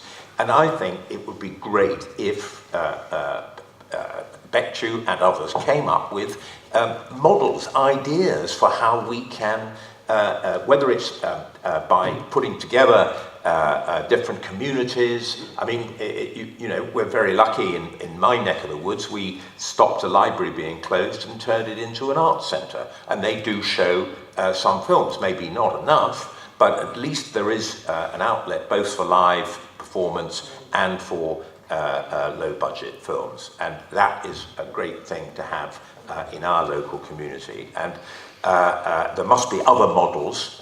This is funded by local people. The council sold the building to us, or gave us a lease at a very favourable rate, and for low-budget UK productions, which would be fantastic. But, you know, we need to come up with ideas as to how we do this. Yep. You may have to share.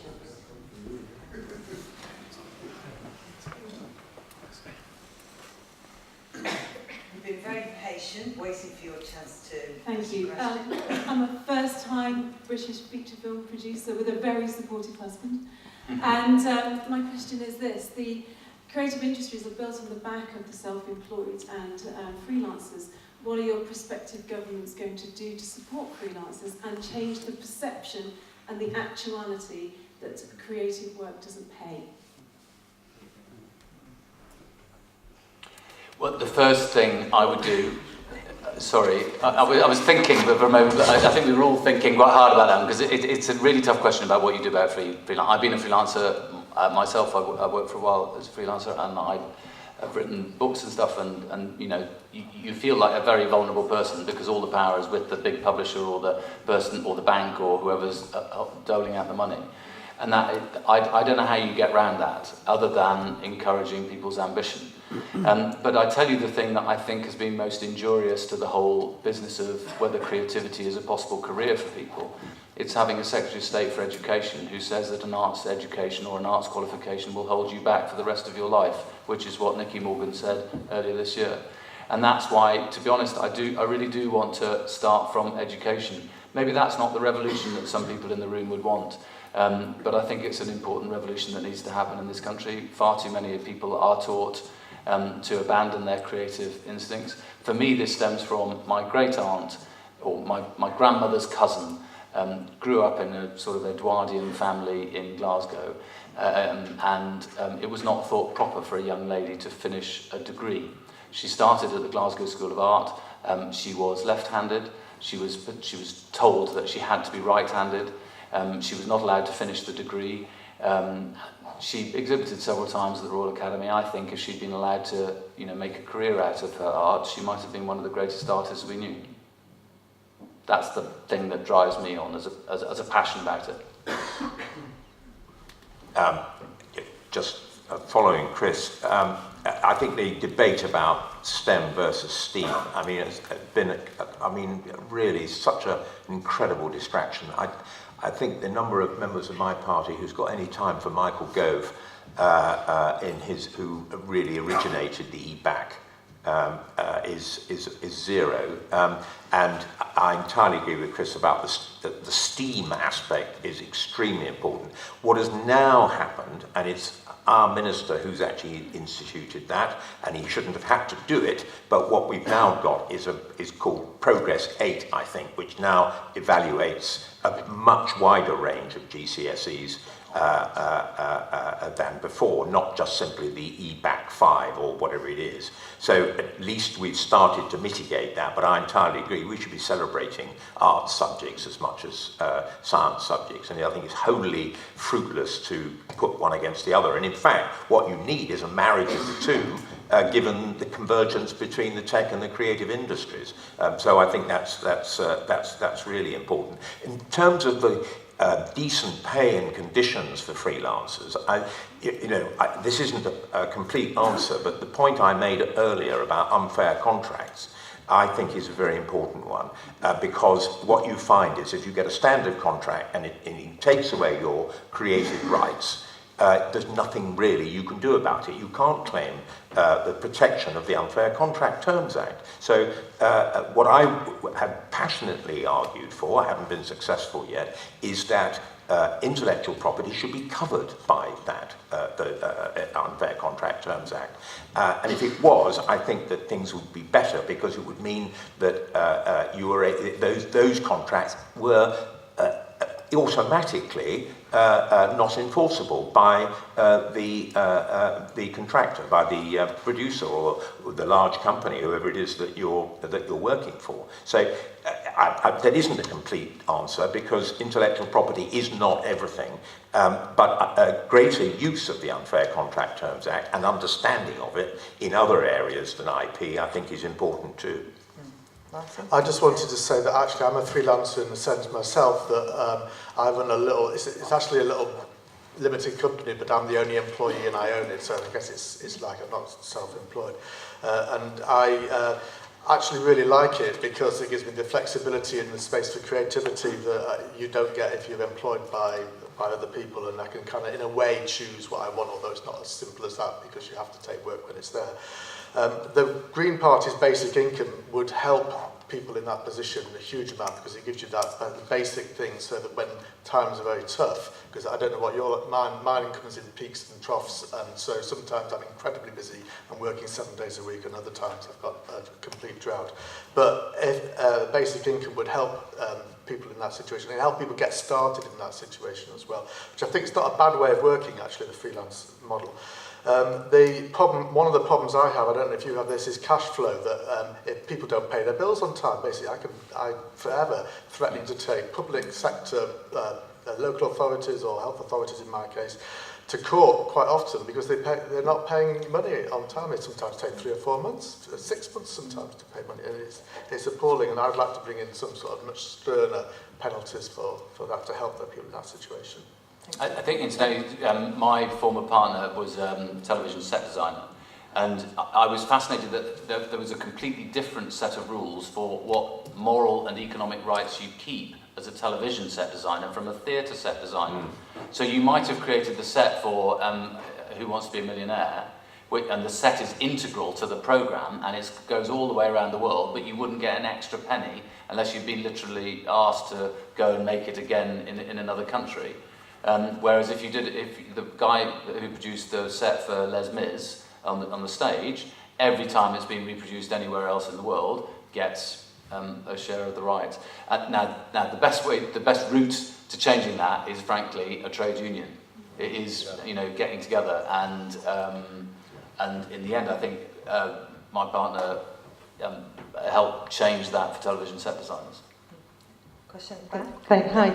We've spoken an awful lot about the huge profits that organisations make out of film, and at the other end of the scale we've also spoken about low income for whether you're an employee or a freelancer, which results in people having to take tax credits at the low end of the scale, not the high end of the scale, which is effectively a subsidy for large companies and profitability in paying low wages. I'd like to know how you, as your, if you get into government, how you're going to marry the two so that we can pay a fair wage, so we don't have to subsidise the film industry, and in fact every industry, in paying low income and low wages.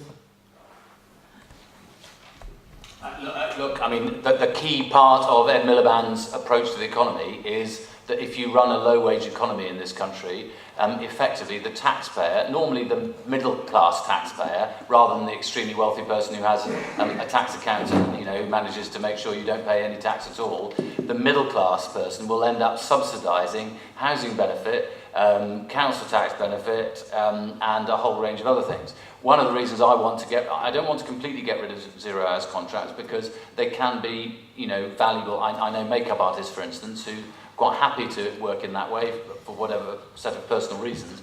But where you have a situation where the zero hours contract is being used for exploitative purposes, then I think that should be illegal. And that's where we need to change the law to make that the case. On the fair wage stuff, I entirely agree with you. I mean, but that's why national minimum wages are there, to make sure that there is at least a floor, and that's why this last government, I suppose we're not quite in purdah yet, but very nearly, have been so keen to put up the personal allowance to make sure that people keep much more of their pay. But it is about terms and conditions, and that's, I mean, I'm sorry to repeat what Chris said, but that's in a sense what unions are there for, to use their muscle in these circumstances. How do you organise freelance? Well, yeah, I'm sure you'll be up to the challenge. Can I just say, I used to be a vicar, and the Unite Union managed to organise us, and nobody even knew who our employer was. So I think you can organise even freelancers. You couldn't negotiate with him, could you? Her, I think you'll find. I think there was a legal case, wasn't there, establishing... It's a very long and complicated row. I shouldn't have brought it up, I'm sorry. Anyway, one over here, thank you. Thank you. First of all, I just wanted to point the fact that the three issues, qualification, budgets and profits, are very closely related. So the BFI statistics show that 89% of the films are made under 10 million. That shows a growing gap between micro-budget films, so under 2 million, and the ones over 15 million. And also BFI registers that only 7% of the film make a profit. That really paralyzes all the private financiers, because they know that it's only the big budget films that will recoup their money. So we have a great inequality of how many films are being made for micro budget, and the paralyzing number of 7% of films making a profit. That also is closely related with underqualified crew, because people only get to work on 1 or 2 films a year, and given the fact that the films are seen as a holy grail on any TV, they will be willing to work for whatever amount of hours and for underpaid work. So how do you plan to tackle the production financing and to equalize the budget range in order not to have a vast amount of films being made for micro budgets and a small amount of films for big budgets that are the ones that actually recoup their money? It's a really tough question. I was at a different hustings meeting about artists, and a similar question in a sense was asked, which was, what are you going to do, Mr. Bryant, about the fact that an artist will give their painting to the pub to put on the wall just so that people will look at their painting? And to be honest, there's nothing I can do about that. There's nothing government can do about somebody who is so desperate to work in a film that they will work for absolutely nothing. We can do something about the employer taking them on, which is why we introduced the national minimum wage. And we can do something about terms and conditions of employed people. And there's something we can do about making sure that there is a place where British films that cost less than £10 million to make are shown. And that, I'm sorry to go back to this, but it is the £4 billion that we put into the licence fee. And making sure that Channel 4 has the particular model that it has. I mean, there is a tension here, isn't there, between wanting to have the independent UK film sector who make low-budget movies thrive and be successful, but on the other hand, we want them also to pay proper pay for the people that they employ. And so if we're going to encourage people like the BFI to put more money into smaller productions, and we're trying to get crowdfunding and so on and so forth for the smaller productions, I suppose the only way forward is to make sure that people like the BFI, the BBC, Channel 4 insist that those production houses, however small they are, do pay properly when they make their productions. I mean, the amount of leverage one has depends on who is paying the piper, and that seems to me to be the only real leverage that there is in those circumstances. I just wanted to come back to the Labour candidate. Basically, you said the government can't do anything about it, that people would work for free if they want to get their career started. I think you could provide proper training and proper funding for training so that people can actually get started and don't need to pay on top of their training. Okay, no, it's a really good point about training, and I have written down training on my piece of paper like 30 times here, because in an entirely casualised industry, how on earth do you make sure that there is training and skills provision for the future? Again, I think that is a significant job that the BBC has to take on, and that's what the £4 billion licence fee is partly there for. But it's not just the BBC, there are plenty of companies. Yeah, well, all right, sure, but the truth is that if you're to maintain, if you're to have a strong skill base for the future, then you have to diversify it, sure. But the truth is that the added onus that comes from having state-funded support is that you must provide strong training, which then will serve the whole of the industry. It works in Germany, where basically we have a lot more apprenticeships. Every company can supply an apprenticeship after a person in the company actually had training in being basically a trainer for apprentice. Basically, people taking apprenticeships. And so one of the things that we said that we'll do is, I mean, one of the depressing things is that despite the figures I gave earlier about the creative industries, last year, of the several 100,000 apprenticeships in the United Kingdom, only 1,000 were in the creative industries. And there is an enormous reluctance for many companies to take on apprenticeships, and we've got to change that. But there's a second thing we can do. It's a disgrace that you've got nearly 1 million young people under the age of 25 in this country who are unemployed. One of the things that we've done in Wales, which has been very successful under the Labour government in Wales, is we've said any young person who is unemployed for more than 6 months, we will guarantee you a job, and we will pay for your salary for 6 months on at least the minimum wage. It has to have training as part of it, but that's had a double benefit because 80% of those jobs have been in private sector jobs, large numbers of them, incidentally, in Wales in the creative industries, and that's a means of those companies growing and taking somebody on, and 80% of those young people have gone on to get full-time work in those companies as well. So that's something we now want to roll out across the whole of the country. And just one further point on this. I mean, creative skill set is meant to be, the skills council for the industry. I think the situation at the moment is very incoherent. There are actually 2 skills councils that cover the creative industries. And, we need to be much more ambitious about the number of apprenticeships in the creative industries. And I think if you bring those 2 together and you have a much more powerful combination because of the relationship between the film industry and all the other industries like advertising and television and so on. And that's really important because the skills in many ways are transferable. And as the director of the London Film School, I mean, training is absolutely essential. And I think, we can't sustain an industry if we don't train and prepare the next generation of filmmakers. So it has to be on the agenda.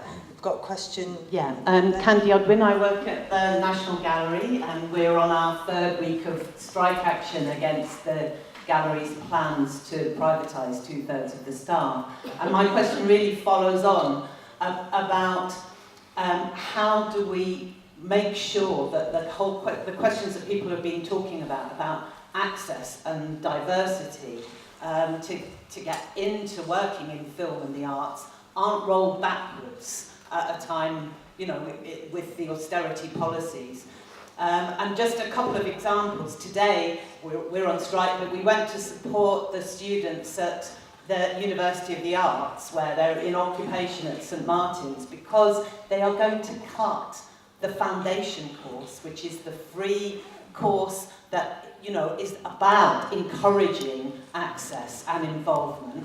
And the National Gallery, another example, claim that their privatisation proposals are about increased access, where in fact they're about more events that are paid for and for their corporate sponsors. It seems to me we're going backwards, not forwards. I mean, I would like to add, if I just could fit it in, that the people that I work with, many of whom are artists and filmmakers, but who are working, sometimes not even earning the living wage, and well done to Bectu for winning that at the Ritzy, do feel distraught that we're going to be handed over to a private security company, and that our interest in the art and the collection seems to bear no relevance. So we would also ask that people would support our demand for a moratorium on the proposals, because the gallery wants to push them in and put the tender out 2 days before the election, which surely must be a scandal.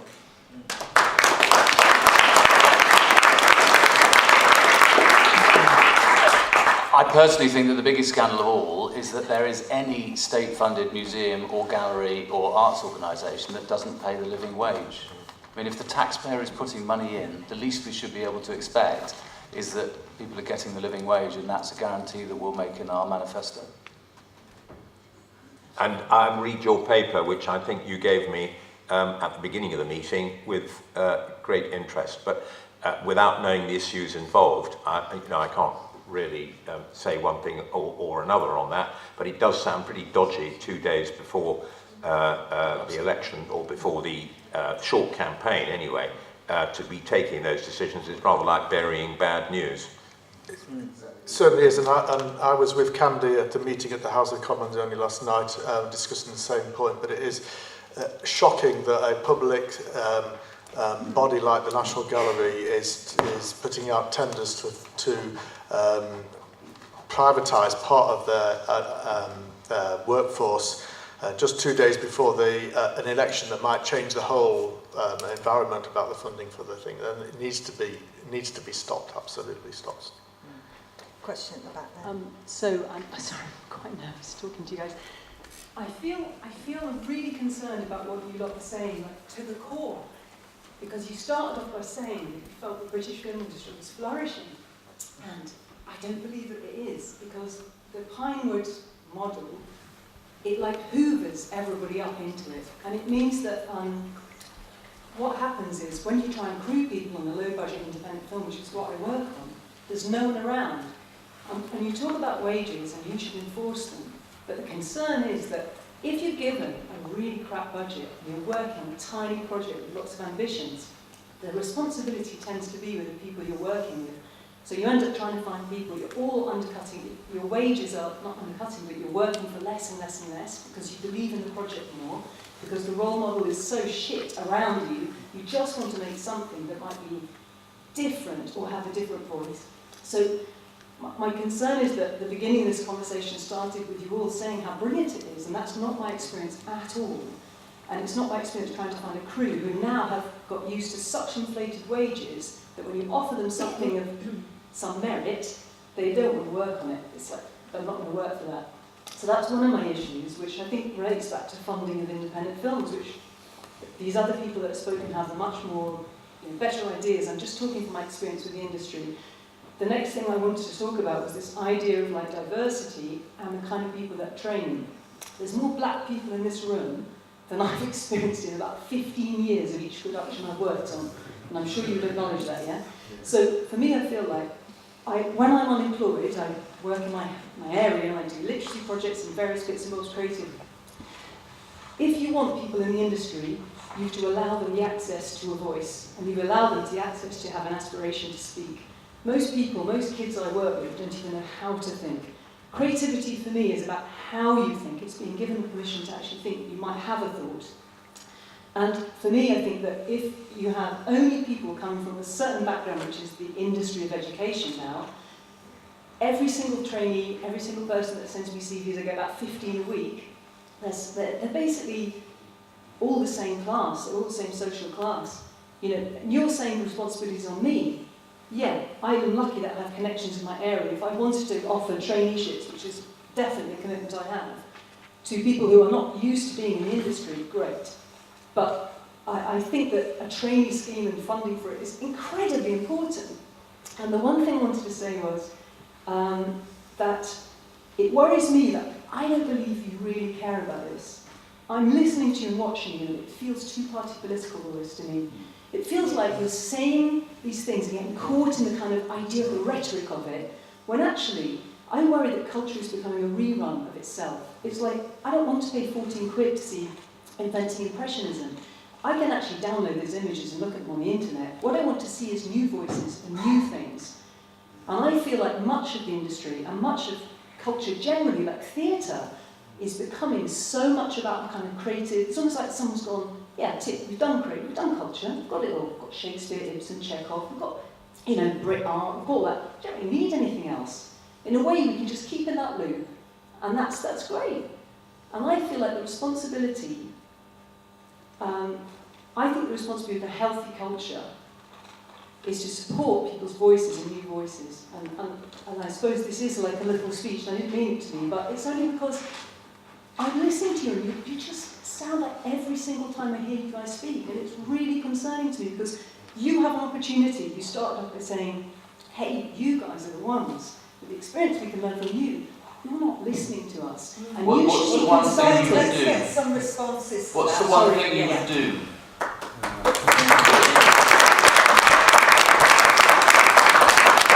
What's the one practical thing you would have me do? I would have you consult with people in the industry. Instead of becoming a sort of specialist yourself, I think you need to consult. And it may take a long time, but that's okay. But I think rushing it always to create some kind of glib bumper sticker is not a good way to do it. And I'm sure, you know, I am only a person talking about my experience, but I care passionately about creativity because it's about thinking. And I think that you'll create a future of idiots who don't. One is you can't get more people in the cinema because they don't think it's for them. Like in the National Gallery, the same thing. You know, I work with young kids in my area. Everyone in this literacy project is black. I'm like, what is going on? You know, we need to increase people's attitude of feeling that it's for me. I have a right, I can make that, I can do that. There's so many projects. There are so many projects with specialists. I mean, in my area, there's projects. They're brilliant. They know what they're doing. They know how to reach different communities.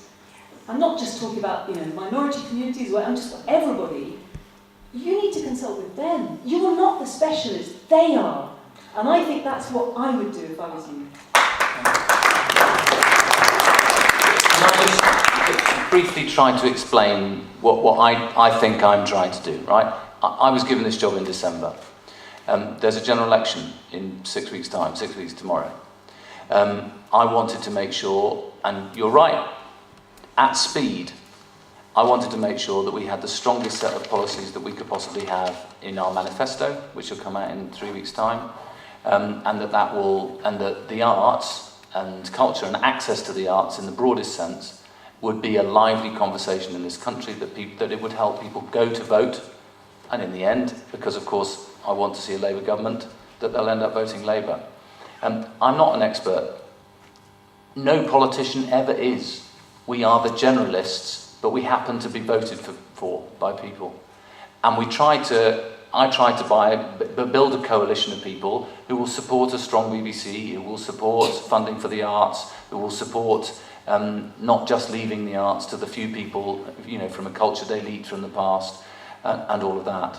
And you're absolutely right about one thing, I think, which is that sometimes it means we do end up cutting corners, and we end up having to write laws which are cutting corners in spades.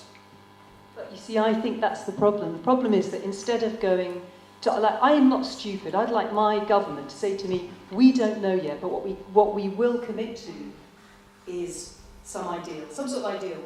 I'm not stupid. I know that, you know, that will take time to do.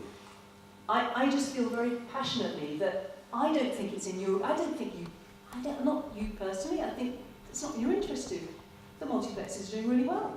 It's like industry. It's, in a way, you're talking about the Amazons. You're talking about the Amazons, the Asdas. Honestly, I think about all three of us here, you are completely and utterly wrong about our personal commitments.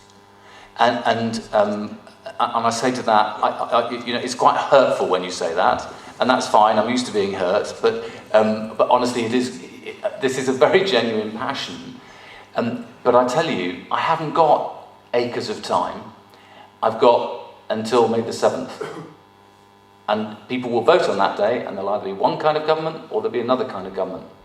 And that's why, of course, there are shortcuts. And can I tell you, we wouldn't be here tonight unless we were interested in discussing and hearing your views. It's been an extremely interesting evening from my point of view. So, and we all are passionate about these issues. I'm only a backbencher, I'm not a shadow spokesman, but for the last 5 years, I have spent every week when I've been in Parliament thinking about the creative industries in one form or another, thinking about how we can encourage creativity, how we can protect rights for creators, and so on and so forth. So, you know, the idea that we're just kind of issuing glib headlines, please don't take that away from tonight. I mean, we have genuinely wanted to engage. We may not have agreed with the points put forward in every case, because obviously this is a debate, this is a discussion.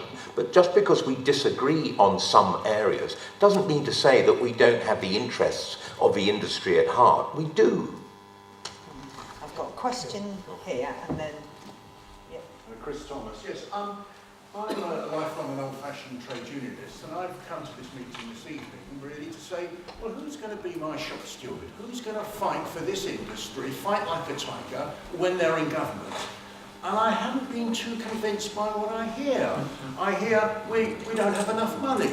Well, I know if a shop steward went to City World and came back and spoken to management and said, well, they haven't got so much money, we have to quieten it down a bit, I would be voting no confidence at the next branch meeting I went to. So I really want to hear, where do you think the change is going to come from? Are we as a union an asset or a liability? Because I'm hearing from the front that we're an asset, that you're no interest in returning our democratic powers, so that we can be a more effective trade union, so that we can move forward our policies to control the way we're employed and the rates we're employed and the style of work that we want to produce and how we compete in the international market. Only an effective trade union can do that. I don't hear anyone from the front saying, I need you pushing me to make these policies happen. It's all get the vote over with and leave it to me. It ain't going to happen if we leave it to you. We know whose interests you're going to work in. So you're not doing very good in your job interview at the moment, is what I'm saying. And I want to have some conviction that we're going to, you know, that we should go turn up and vote. I don't have that conviction from any of Can I just gently point out to you, sir, that the other guy hasn't even turned up for the interview? We've no hope in him anyway. Well, you're going to have to appoint somebody. That's the point. Yeah. Why? Because otherwise you won't have a culture secretary at all. Or minister. Yeah.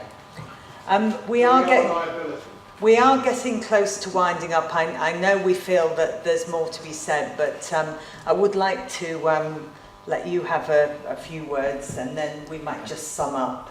All right. Yeah. Actually, can you hear me? Without the microphone. All right. Yeah, I'm Tom Bell at Bectu Head Office, who's the official responsible for, well, over 8,000 freelancers on my patch. And it's quite clear to me that a strategy to resurrect the UK film industry, which is in crisis. Right? Don't say it's okay and all fair and good in the garden. If Uncle Sam walked out tomorrow, there'd be no work in Pinewood, Shepperton, etc. Right?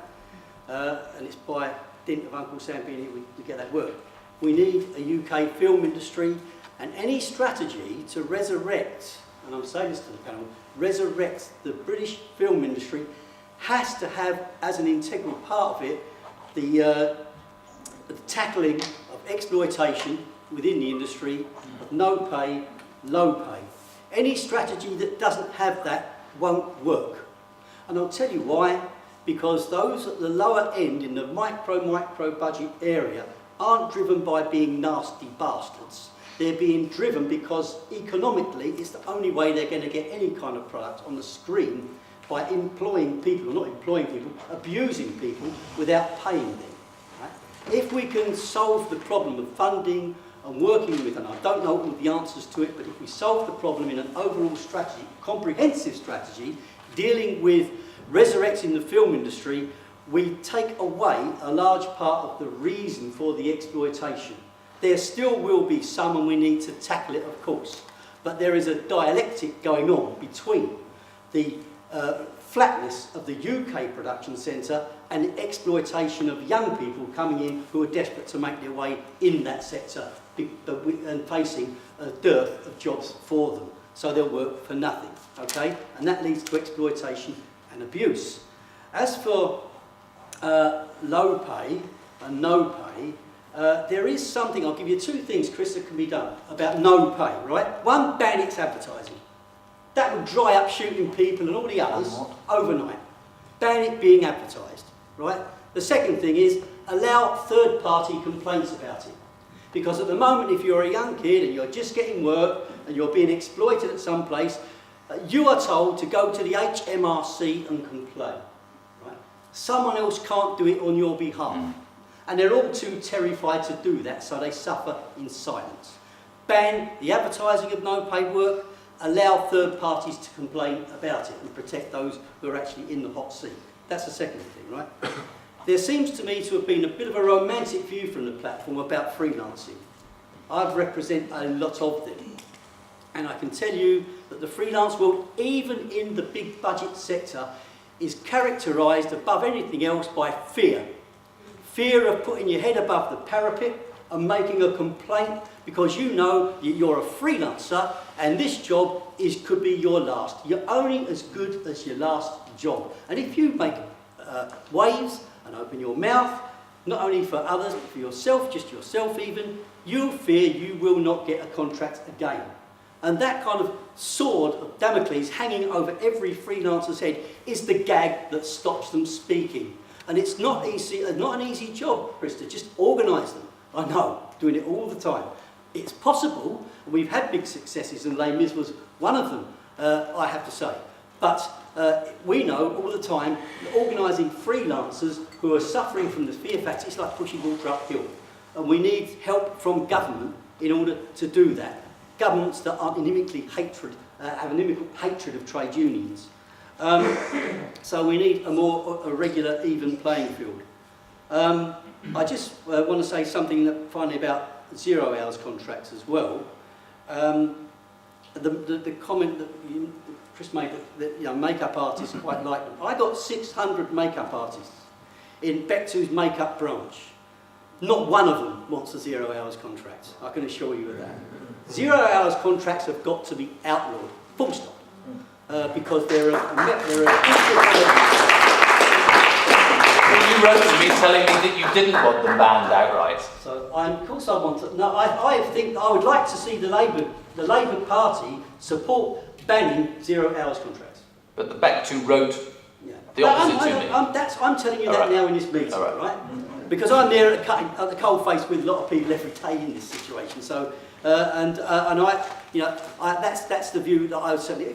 There's no makeup artists who, frankly, Chris would want to see a 0 hours contract. And most of them are living in fear of their job, even where they are being paid quite well because their skills are high and they are working on films with massive mega million-dollar budgets that can afford some kind of decent pay for them. Even those people are frightened. They really are frightened of saying what they feel. And Les Mis blew up because you get to a point sometimes where anger actually goes up and up and up, and eventually anger overtakes fear. And when anger overtakes fear, you get revolution, which was quite appropriate.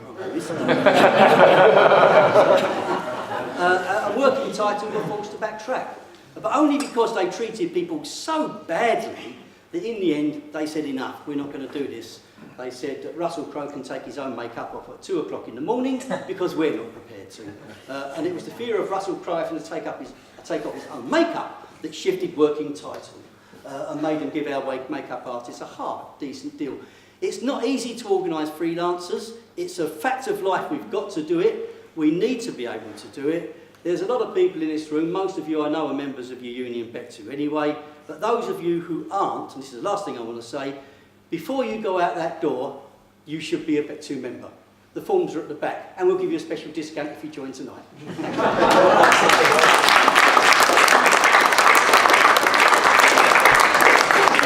They could have taught Russell Crowe to sing as well. Too much. Yeah. Look, I just want to. Look, you made two important points which I think are very important. One is about banning advertising of free work. I think it should be. And secondly, the third-party point is an important one. The honest truth is, when we introduced the national minimum wage, we introduced it with far too many get-out clauses. It's actually very difficult to bring prosecutions, which is why there have been very few. I prefer not just to see the kind of fines, I prefer to see proper prosecutions. I'm absolutely certain we've got to toughen that legislation. Incidentally, it is iniquitous that there are still people working in the House of Commons on free internships. I've never done that myself because I think you should be paid for your job. I am a bit perplexed about the 0 hours contract, because I expressly asked when Bectu came to see me, whenever that was, just before Christmas I think, I expressly asked, do you want all 0 hours contracts banned? And Bectu said no. They only wanted exploitative. Right. All right. Well, it's just interesting that obviously there's a variety of different views, so interesting point. That's it. I'm going to ask you all to sum up in a second, so maybe hold comments. But I just wanted to say that I think we've had a pretty wide-ranging conversation, and it still remains that I think the key issues revolve around rates of pay, contracting. I think training is a key issue here. We haven't talked enough about it, and I don't think we've talked enough about diversity either. So these are issues we have to keep moving on. Access to UK film. We've got to find some answers to this distribution issue and how we get more audiences across the UK getting access to our films. And I really like the idea of a BBC channel. I think we should start fighting for that one. I'm first to sign up. And I think it's up to us as an industry to start working with government to find some new funding models, because as we've said today, there are no easy answers to this. With those thoughts in mind and the topics we've covered, I would love your final concluding remarks. Keep them short, and then good luck getting through here without being asked another couple of questions. Honestly, I found this extremely valuable tonight, and I just want to say just a very, very a few words. Simply, can we treat this as a beginning, not as a conclusion? I mean, the fact is, I don't think I've been speaking on creative industry issues since 2004. I don't think I've had contact with Bectu in that period of time. Now, that's probably a mutual problem, but some of the issues that you're talking about, some of them are familiar to me, some of them aren't. And, you know, it really is important that we have engaging in dialogue and we talk about these issues. I may not agree with you entirely. Half the points you made I agreed with, the other half I didn't, because I think there's a very small number of people who do genuinely want 0 hours contracts. But, you know, let's debate those issues. But you can only do that if we have regular contact over a period of time. And just, you know, a few weeks before the general election, to be sitting here when I have no opportunity of influencing my party's manifesto.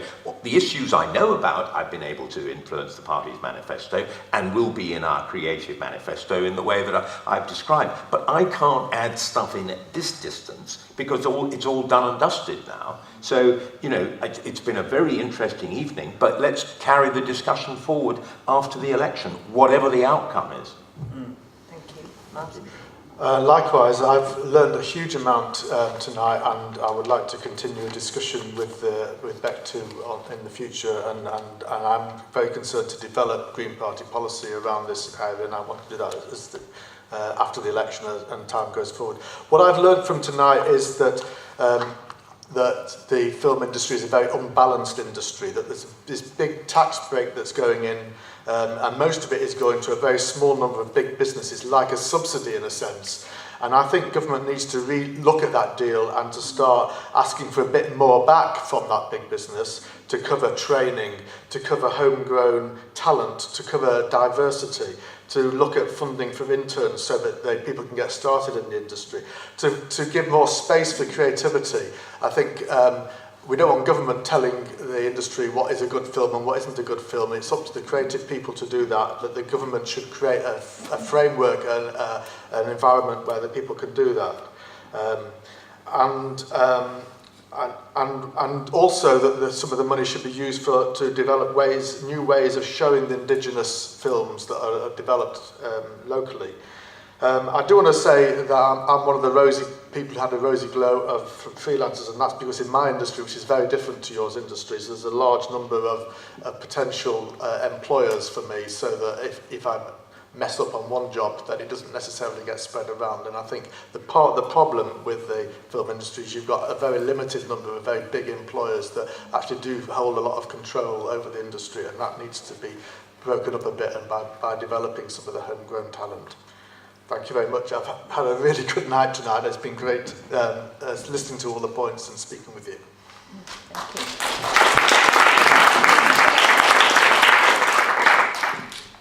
The woman at the back, I didn't catch her name, but anyway, I think you said something which is very important, and I certainly hadn't meant to give the impression that I think that the British film industry is in a very robust state of health. I think there are those who would want to portray it because they see a couple of people winning Oscars or some kind of award or other, and say, as long as a few people at the top are doing really well internationally, then that must mean that the whole of the industry is strong. I certainly don't believe that. I don't believe that at all. When I was on the Culture, Media and Sports Select Committee from 2001 to 2005, we produced quite an important report on the future of film, which was pointing to all the problems that there were then. And many of them are still around today. Casualisation of labour, and I don't take lightly the issue about freelancers at all. I've been a freelancer, I've lived with a freelancer, I know all the problems that there are. The fact that makes it far more difficult for there to be proper training in the industry. The gentleman who referred to Germany is absolutely right. In Germany there's a much stronger model of support for the film industry, actually not at a national level, but at the Länder level. And I mean, wouldn't it be great if we had more regional support for the film industry in the United Kingdom, rather than everything being focused in London and the South East, which is a very difficult place for many people to make a living and be able to afford the rent and all the rest of it. I do worry about the inclusivity of the industry in many different ways, whether it's just all about public school boys, whether it's just all about a set of people who know one another, and incidentally they also know the money people, because they were at school with them as well. And the ethnic diversity in the industry, as I referred to earlier, I think it was a great shame that Benedict Cumberbatch got kind of descended on when he pointed out that actually the numbers in American film industry working from the BAME communities was much higher as a percentage than it is in the UK. And you know, that is quite shocking, not least because it means we lose out on potential audiences.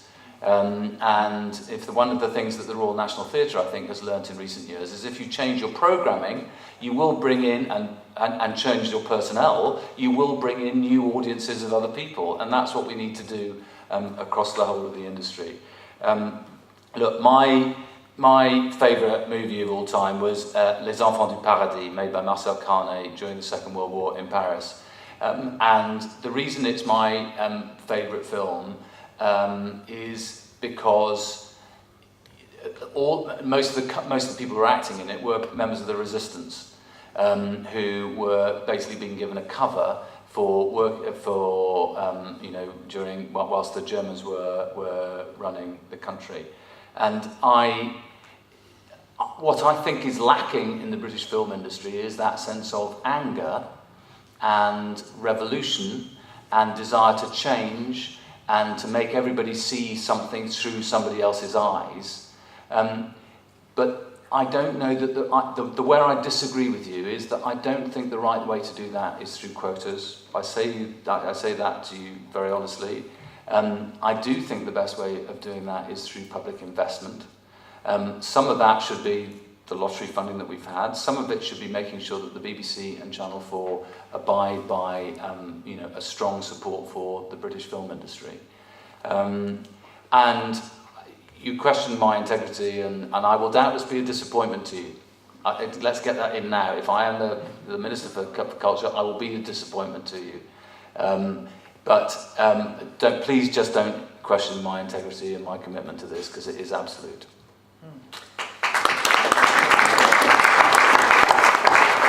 And I think on that note, it's really just for me to say thank you to Bectu for organising tonight's debate. Thank you for coming along with all your questions. And thank you very much to you panellists. It's 6 weeks to the election. We'll see what happens. Good luck. Can I just, before people go, can I just thank the panel? Seriously, I mean, you know, when we planned this meeting tonight, we weren't sure how it was going to go, who was going to turn up. Thank you, the audience, for coming in numbers tonight as well, and your questions were brilliant. I mean, it really stimulated a great debate, which I hope will continue. Can I just take the opportunity to thank the committee who actually organised all this tonight, the Writers, Producers, Directors Branch Committee, for Tom, for Sharon, for Tony Lennon, and people at head office who also helped to put this together as well. Can I also draw your attention to the next big event that we've actually got, which is on the 29th of May at Ravensbourne, and it's our freelance fair. If you think this was good tonight, come along to that, because there are 9 events, 9 seminars, 10, I beg your pardon, 10 seminars on all the issues that we've been talking about tonight and beyond. One of them is going to involve Danny Cohen, who's coming from the BBC after today's events today. It should be very interesting. But he will be there in debate, in discussion, and he will be there for questioning as well. So thank you very much for coming tonight. All the best, and see you on the 29th of May.